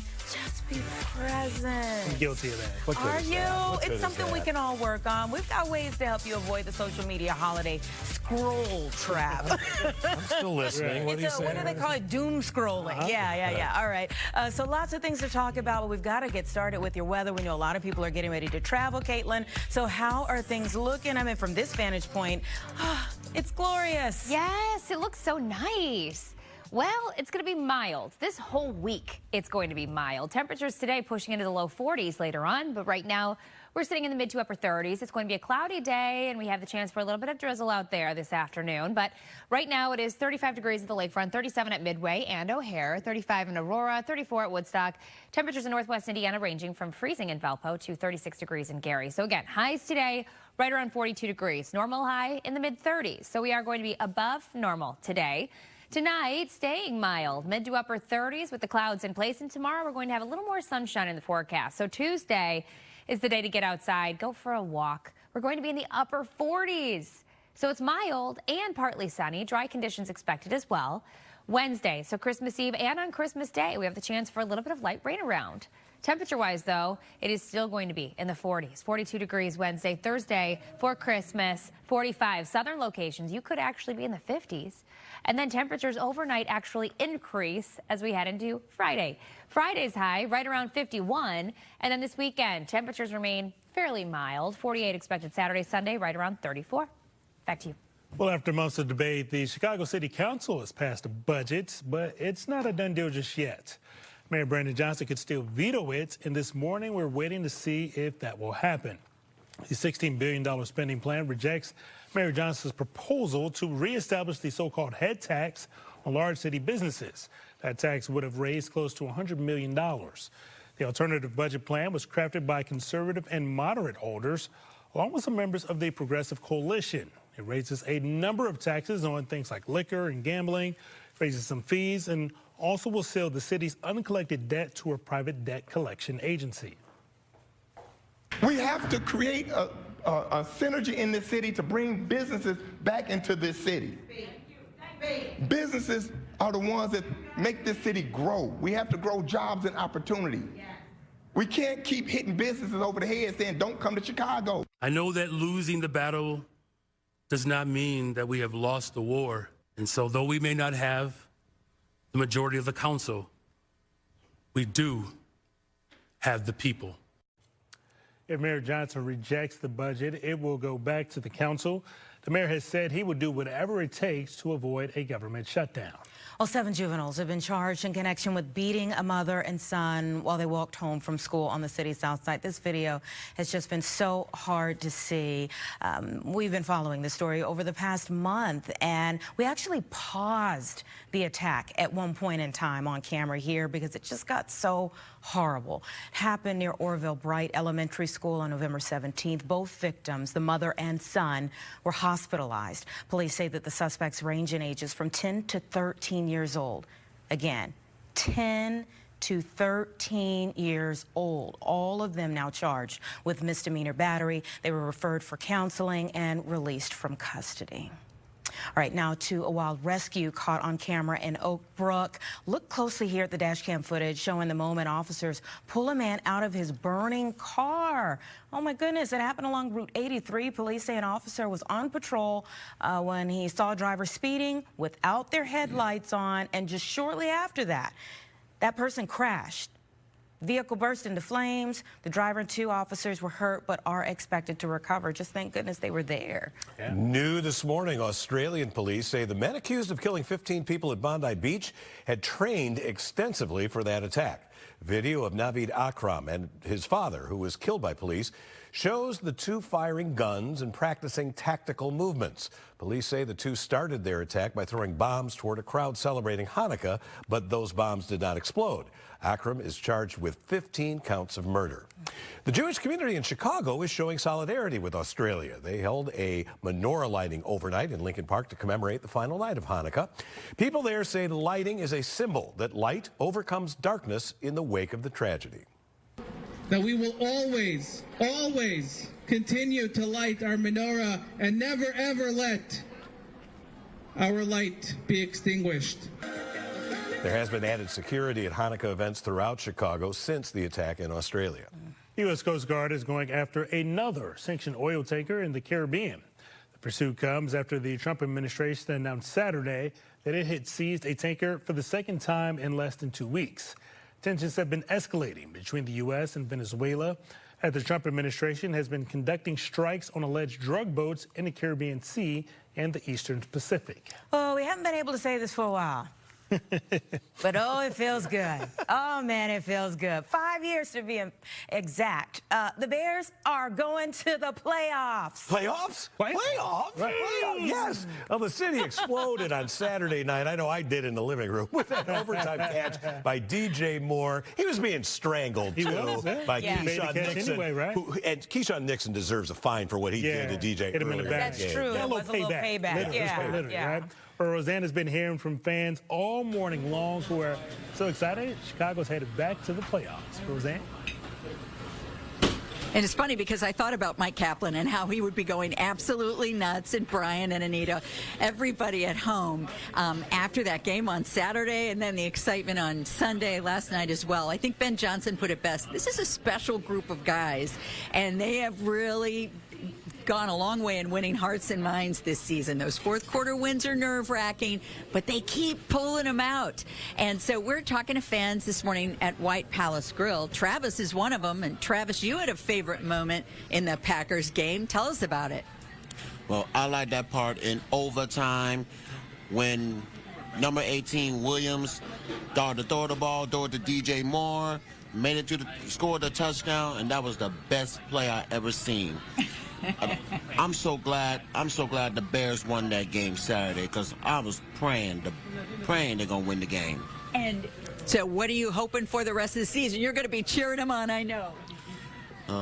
Well, I'm hoping all the Bears got to do is just stay focused, one game at a time. Defense are more important, especially the offense are the most important thing. But at the end of the day, stay focused. Stay focused. Okay, Travis, thank you so much. A lot of people offering tips and advice, but for the most part, just excited about what unfolded. So we're going to go over and talk to one more fan that we were talking to earlier, and this is Melvin. And Melvin is a huge Bears fan. And Melvin, so tell me your favorite part of this weekend. My favorite part of the weekend was 3 plays. The first play was the touchdown with 9 seconds left. The second play, which is the best part of the day, was the bomb that Caleb Williams threw in OT to win the game and clutch the division and clutch our playoff spot. But it was also the takeaway from special teams as well, that we recovered the ball, that gave us a chance and the opportunity to score. I didn't like being down. And the cheese grater at the end of the game. Over the top, I love it. Over the top, the cheese grater. Yes, we should have been had the cheese grater out in the Jay Cutler days, but now we got the cheese grater. Hey, Melvin, I didn't ask you. Are you familiar with the chant? You got it down? Good, better, best? I'm bear down. That's my bear chant. down. Okay. That's my chant, bear down. All right, a lot of excitement here. Thank you so much for talking to us, Melvin.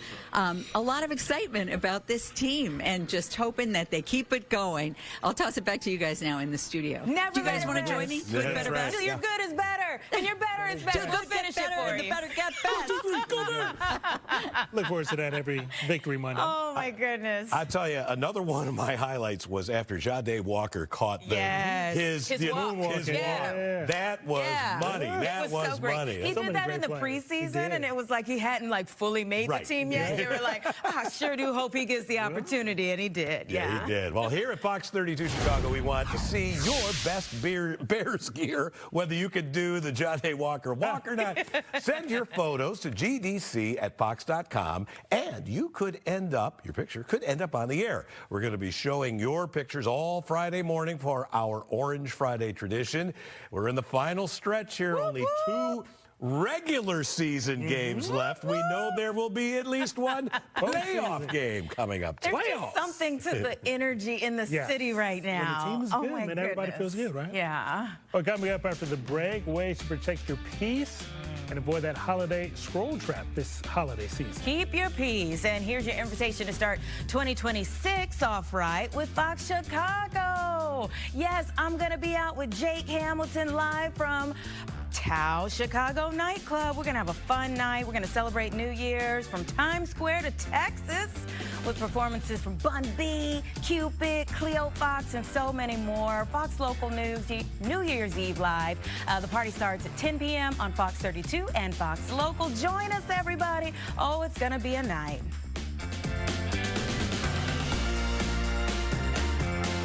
I'm on vacation, and I'm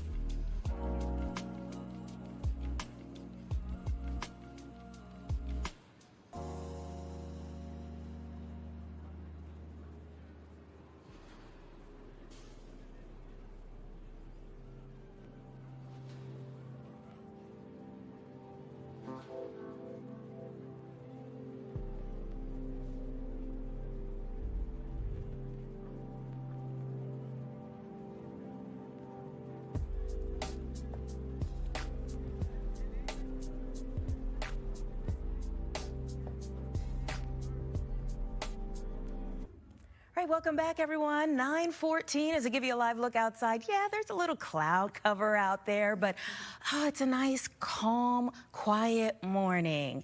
A morning that, in the peace of the light, you can think about maybe doing things a little different this holiday season. The holidays are here, and with that sometimes comes stress. A lot of that emotional overload can be due to social media. So joining me now this morning to tell us a little bit more about how we can be more present, protect our peace during the most online time of the year, T. Dooley Panko, thanks so much for being here. Thank you for having me. I'm so excited to be here. You look great here. When she walked around, I was like, oh, she's so cute. And she's the founder of the Social Media Detox. So let's get to it. I was even just looking at the setup here. Is that where we're supposed to be putting our phones? So this is something that we're calling a phone box, and it's really nice when you have family gatherings. Everybody has to put their phone in the box and keep it away. It makes such a difference, though, when you are off your phone and actually able to cherish those memories and moments. It makes such a difference. So yes, this is a phone box. This is something I encourage people to do, especially during the holiday season,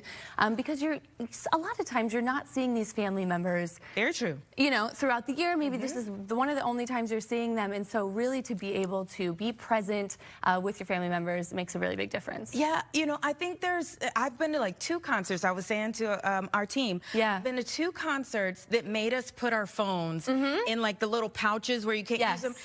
And I was like, oh my God, because there's something, I mean, programmed in our minds at this point where I do associate the phone with carrying the memories now. Oh, right, you know? right. Yes. So there is that piece of it that you want to take photos and you want to have those memories. But I always suggest to people have designated times for that. Okay. Maybe right before dinner, right after dinner. Have those designated times when you do take photos. You do capture those important memories. But then throughout the night, keep those phones somewhere else, because we know that phone proximity. If your phone is close, you're just too tempted to look at it.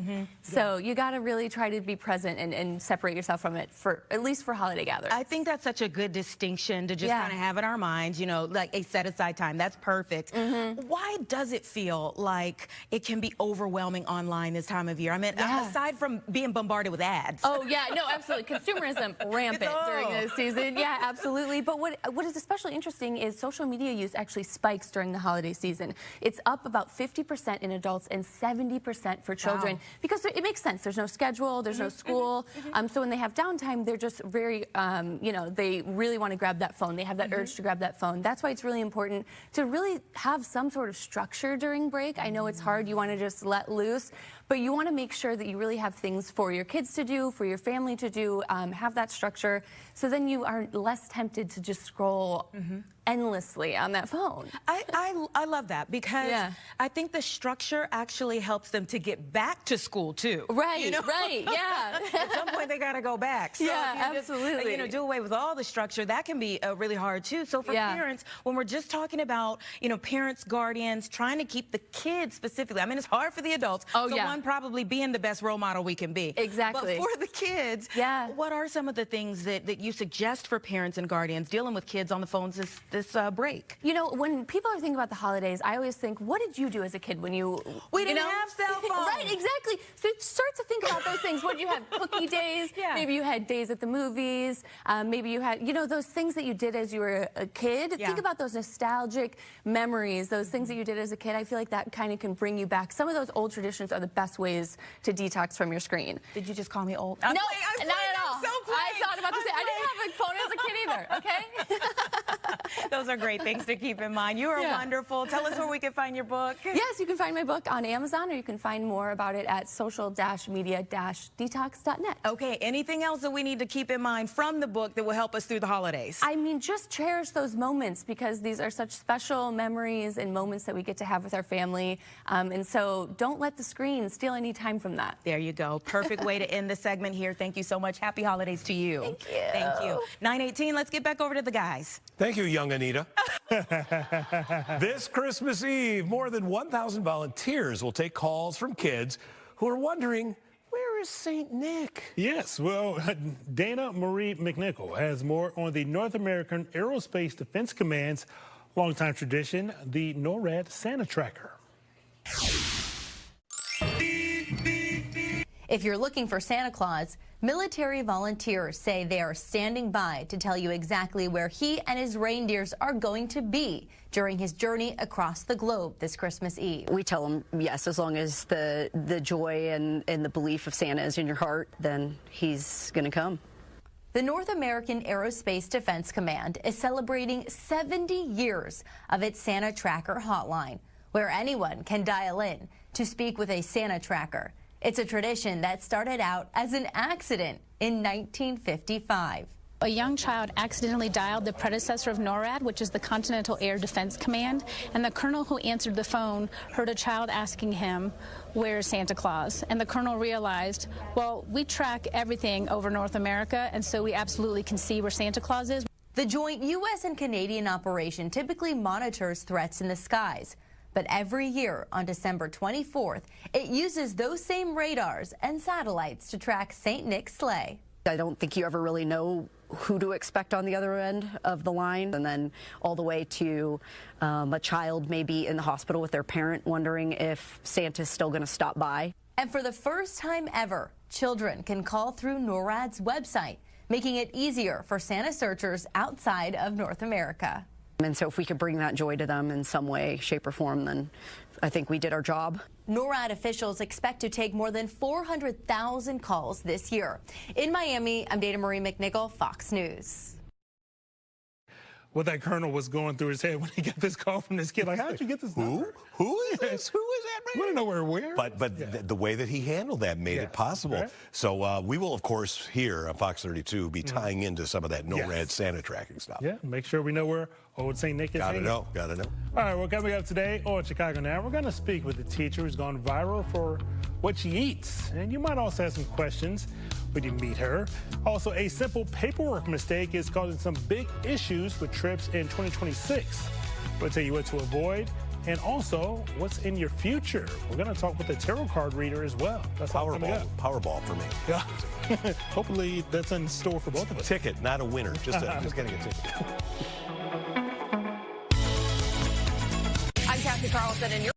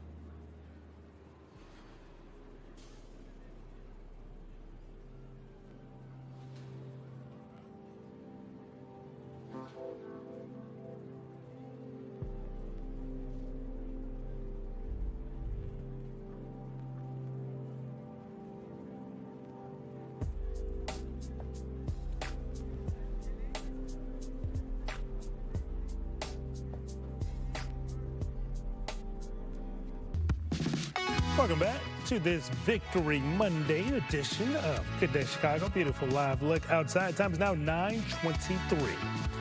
We've got about a week left in 2025. It has been a very eventful year. So what's on tap for 2026? Looks like we got even more on the way. Mike Emanuel has a look at what you can expect to see come next year. As we close out 2025, there's plenty to look forward to in the new year, from global sporting events to one very big birthday celebration. Let's take a look at what's ahead in 2026. It's going to be a big year for sports, and it all starts in February at the Winter Olympics.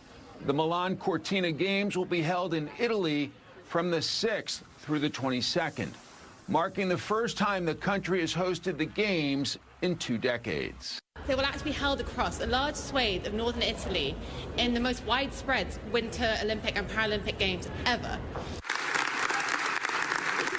Just 2 days after the Olympic Games begin, Super Bowl 60 gets underway at Levi Stadium in Santa Clara, California. While the final matchup hasn't been determined yet, we do know who will be headlining the halftime show.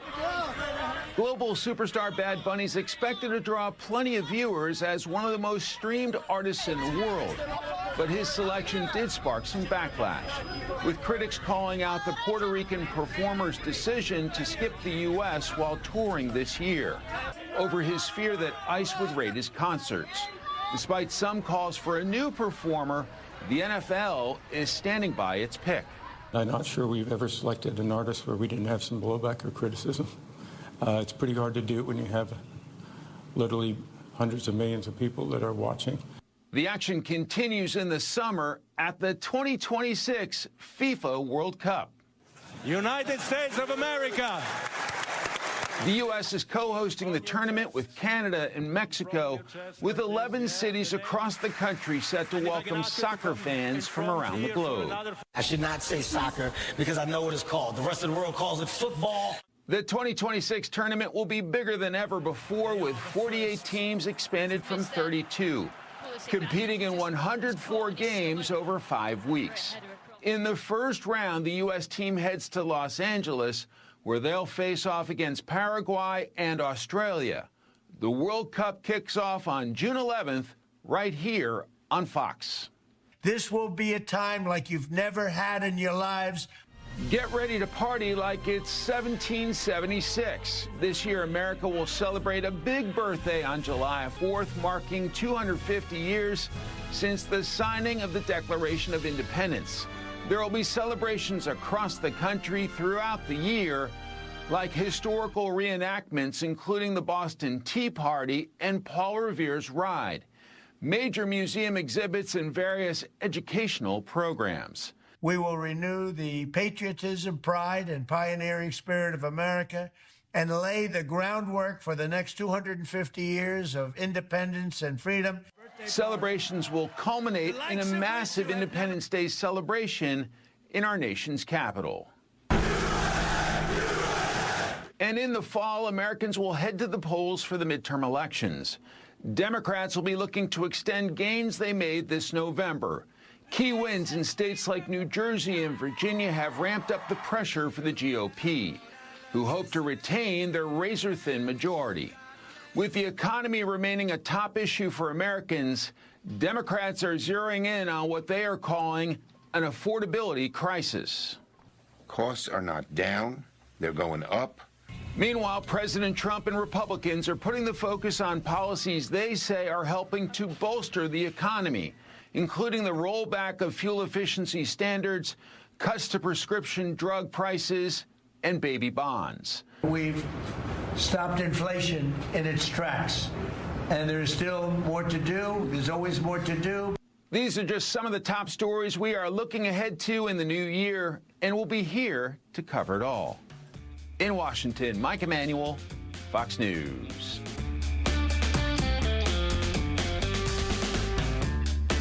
Ring in 2020.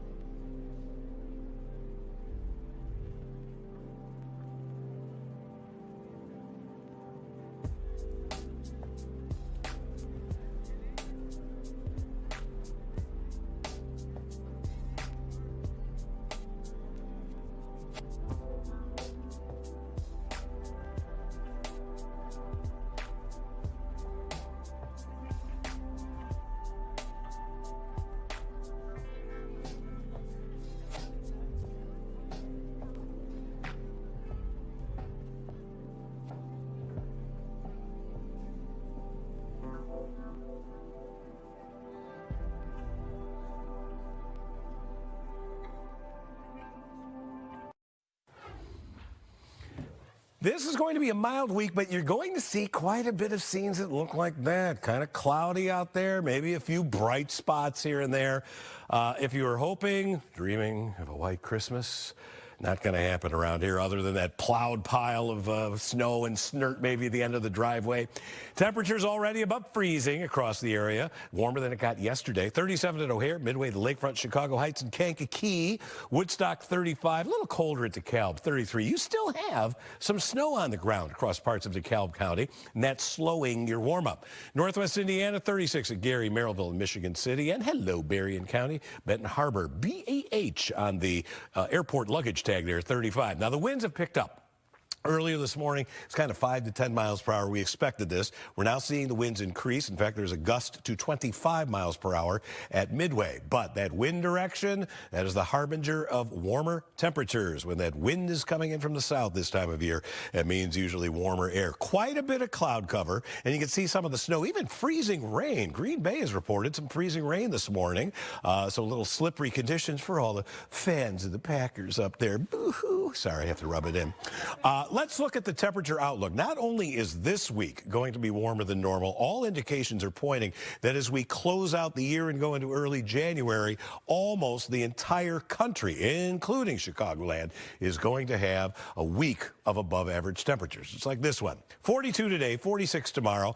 I've got to include maybe some drizzle sneaking in Wednesday. Highest chance of actual rain comes in Wednesday night, just as Santa's making his flight in here. Thursday for Christmas Day, mid-40s, but there's a chance that at night temperatures will rise, getting us into low 50s by Friday morning. Friday, hopefully a little bit of sunshine, but the weekend mainly cloudy. Could be a brief shower Saturday as a cold front hits, but even behind that cold front, it's not that cold. Just another one-day Sunday hit of some chillier air. We've got 3 photos. Wow, look at that sky. Blake Poloni.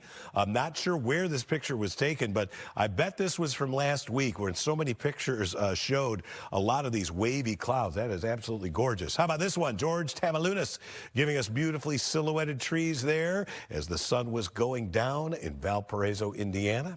And lastly, our third photo this hour from Jennifer Jongsma, colorful winter sky over Winfield, Indiana. Absolutely. Once that sun goes down, you get those uplit clouds. Boy, that is when you take that picture. Anita, Brian, back to you. Well, the sun is rising on the Bears. Yes, there has been a feeling like this in the air very rarely in the last few decades. But it's time for the Bears right now, especially with the way that the game ended Saturday. You just feel something shifting. We do, right? Yes. Team of destiny this morning. Definitely a lot of excitement out there this morning. Yeah, Roseanne. Checking in with Roseanne this morning. Hey there. Hey, it feels like the most incredible early holiday gift, doesn't it? I think people are so pumped up this morning about our Bears after a very nerve-wracking nail-biter of a weekend where we saw yet another fourth quarter win. And then, of course, the loss, the Lions loss, compliments of all people, Aaron Rodgers and the Pittsburgh Steelers. But it's all going our way. That's what it feels like. And that's what fans have been telling me this morning here at White Palace Grill, where we came to kind of gauge people's reaction. And the vibes are great. Here's one woman we talked to who's actually originally from Northwest Indiana, but she's a Bears fan all the way. Oh, I'm sorry we don't have her soundbite, but this was a woman who grew up with all Bears fans, and she said, you know what? They've been talking about 85 forever. Finally, I get to experience this. I get to feel this, run up toward at least a playoff slot. Will it go beyond that? We don't know, but everybody is truly pumped up. Let's see if we do we have that soundbite? It was overwhelming, to be down so much and then to have everything turn in the last 2 minutes was just incredible. And then to just have such a team like Caleb Williams ran around the entire stadium high-fiving all the fans, you just don't necessarily get that spark from other teams, and just Chicago does it so much different. We are all going to celebrate, and it's going to be an incredible holiday season, and then we're going to take it all the way. That's right. Everybody feeling great about this weekend and the future prospects for our Chicago Bears. It's been really fun here this morning, but everybody, I think, is really emotional. Everybody needs like a great big nap. We're emotionally drained. They came here and they got these big breakfasts, and they're like, I need to chill. Till the next game. Back to you guys in the studio. The last thing we're thinking about is sleep. We're up. Thank you, Roseanne. All right, time is now 9:36 this morning. Turning to some of your headlines this morning. At least 16 files disappeared from the Justice Department's public webpage for documents related to Jeffrey Epstein, but then they reappeared after some backlash. They include a photograph showing President Trump with Epstein and Melania Trump and Ghislaine Maxwell. The Justice Department did not say why the files were removed, but said photos and other materials will continue to be reviewed and then redacted out of an abundance of caution. It only adds to their distrust of this, administration and the way that it's handling it. We have had no communication with anyone there, which then proves, again, incompetence or complete negligence. The Justice Department said hundreds of thousands of more files will be released in the coming weeks. Yeah, the back and forth really is just amping up the controversy around it. There have been almost 5 million cases of the flu so far this season. Let's hope we stay far away from it. That is according to the latest data, though, from the CDC. They estimate that there have been at least 4.6 million illnesses, 49,000 hospitalizations, and 1,900 deaths from the flu this season alone. Experts say receiving the flu vaccine, which they recommend for everyone over the age of 6 months, will help reduce the risk. And wash your hands, wash your hands, wash your hands. Never want to have the flu, especially around this time of year where you're spending so much time with other people, too, right?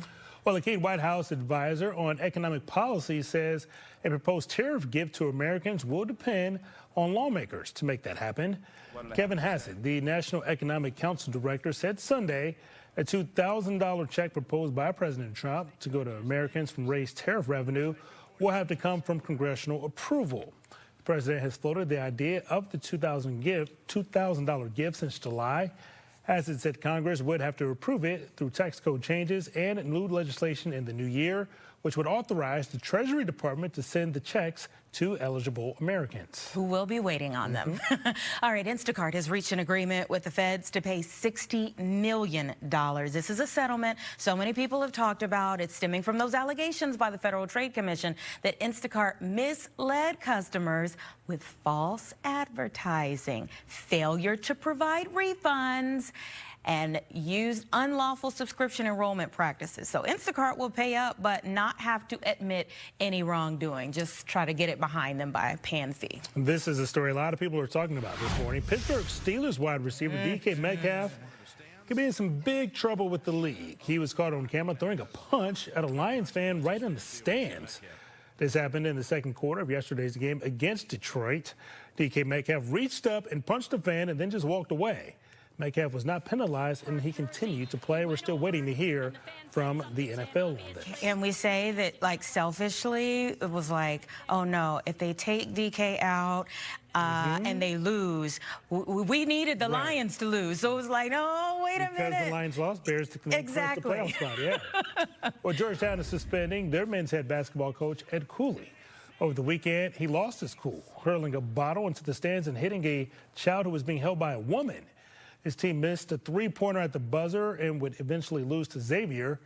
Cooley apologized during the post-game press conference, saying it was out of character for him to get that upset. He will miss just one game. Whether he hit a child or an adult. You can't do that. Yeah. Can't do that. Absolutely not. Well, if you haven't gotten a chance to play in last week's Powerball jackpot, just call it a Christmas miracle because you still got some time to win. And there's a chance. Once again, there were no top winners during Saturday's Powerball drawing. The jackpot has now soared to $1.6 billion. The lump sum is $735 million before taxes. The next drawing is tonight, and we're just going to continue to sit here dreaming. You know, somebody's got to win. You going to buy your ticket tonight? I thought we said we were going in and splitting it 3 ways. Right, yeah, okay, all right. If we don't come back from the break, maybe it's because we got really blessed. You would know. We'll be right back, everybody.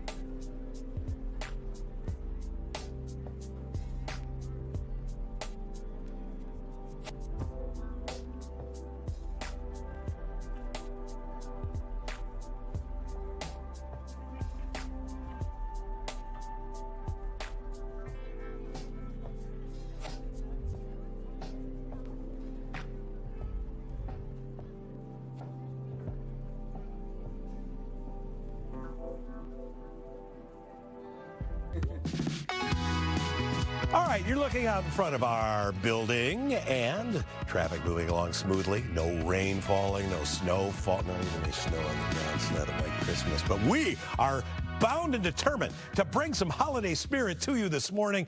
And we are going to do it with these two special guests and a couple of performers that are going to join Svet in a little bit. One thing that makes a holiday special at Christmas time is music and dance as well. Electric violinist Svet Radoslavov and his lovely wife Beatrice, the owner of the Royal Academy of Dance. They're here with us this morning to talk about their popular performances. Let's start with Svet. We're welcoming you back.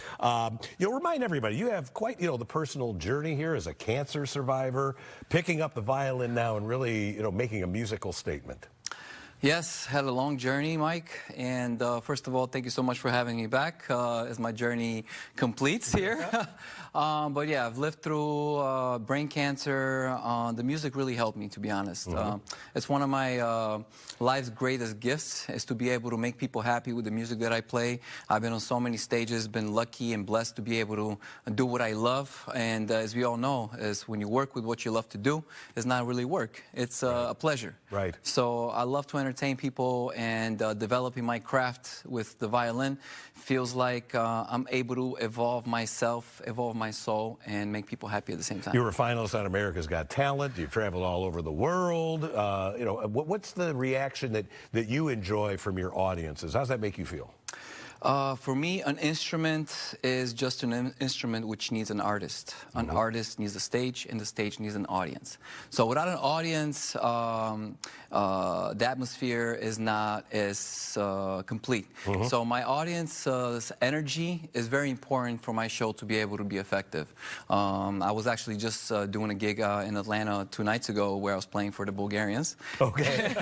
And the atmosphere there was super live, and it was just amazing. It's a pleasure to be able to perform for an audience who wants to be entertained, and that's kind of like my craft comes in to give people something that they don't expect, and give them something unique and different. All right, Svet talks too much, doesn't he, Beatrice? Tell me about it. Tell me about it. On. You don't even want to know what he says about Bulgarian women, but he married one. Excuse me. All right.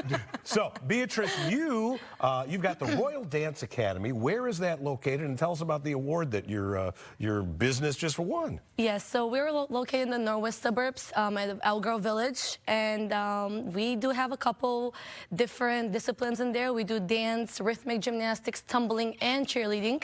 Oh, wow. And a couple weeks ago, we did get awarded from Best on Google Reviews, 5-star plus for our business. I'm thankful for the parents and for everybody who followed us and who are with us right now, because we got award because of them. Wonderful. What type of dance do you personally like teaching the best? My priority is hip-hop. Hip-hop? Okay. Oh, Mike, I'm ready. Oh, are you really ready? If we say, Beatrice, throw down a couple moves here for us. I'll do a couple handstands. How many students have you got? What age group are they? We've been open, this is our 5th year now. Okay. I do have more than 200 plus students in. Some of them seen right there, I assume. Yes, they are, yeah. Where was that? That looks like at the United Center. Yes, we did. We performed at the Chicago Bulls United Center for their halftime show with very beautiful artists such as Svet, and also the Jersey Girls. They were all together performing. So. We love them. How did the idea for you to kind of put together ballerinas with what your husband does with the electric violin? Was that your idea or his? Be honest. Mine. Okay. I want to tell you that he is actually a very amazing performer that also loves to perform with different artists, and this is what we got us together. Also, we met at a show, at a concert, and from there we started choreographing together. His violin with dancers, and this is why it's Christmas time now. He just came out with a new single, his Christmas song, All I Want for Christmas Is You, and I said, listen, Svet, we need ballerinas in there, Christmassy, white snow, everything coming in. He says, Betty, let's do it, and we did it. We do not have a snowdrop ready for this performance, but we are going to see Svet and 2 very talented young dancers come out here in just a couple of seconds here, and we're going to hear and see All I Want for Christmas. Don't go away. Performance time coming right up. Are you living with dry AMD?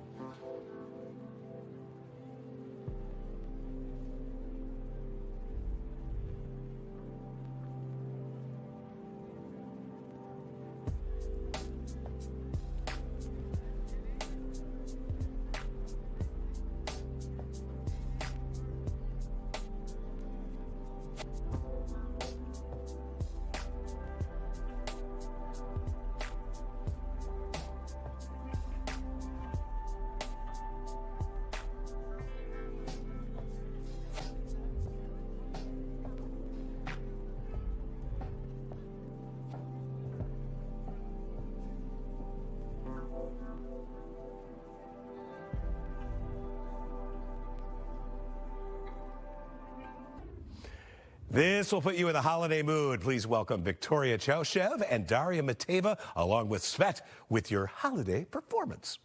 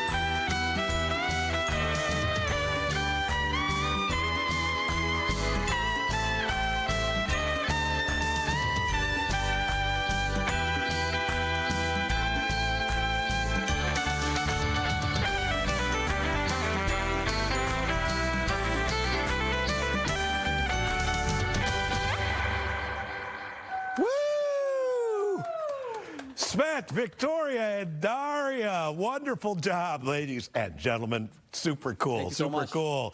We'll be right back with more of Good Day after this as I get into first position. No. You're watching the home of the Bears.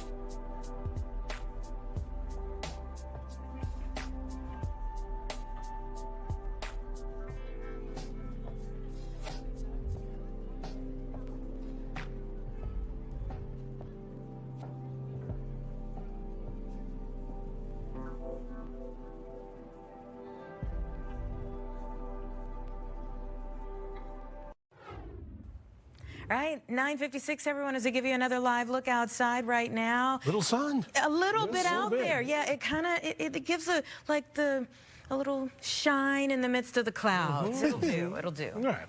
Let's head it upstairs to Studio 32, where Chicago Now is getting ready to start at the top of the hour. We're rolling up our sleeves. What do you got coming up today? Hey, first of all, that view was really cool because it was like dark in the back and then sun on the buildings. That was a cool one. Beautiful. It's going to be mild out there, too. You guys, so I got excited when Ryan Gosling came to studio.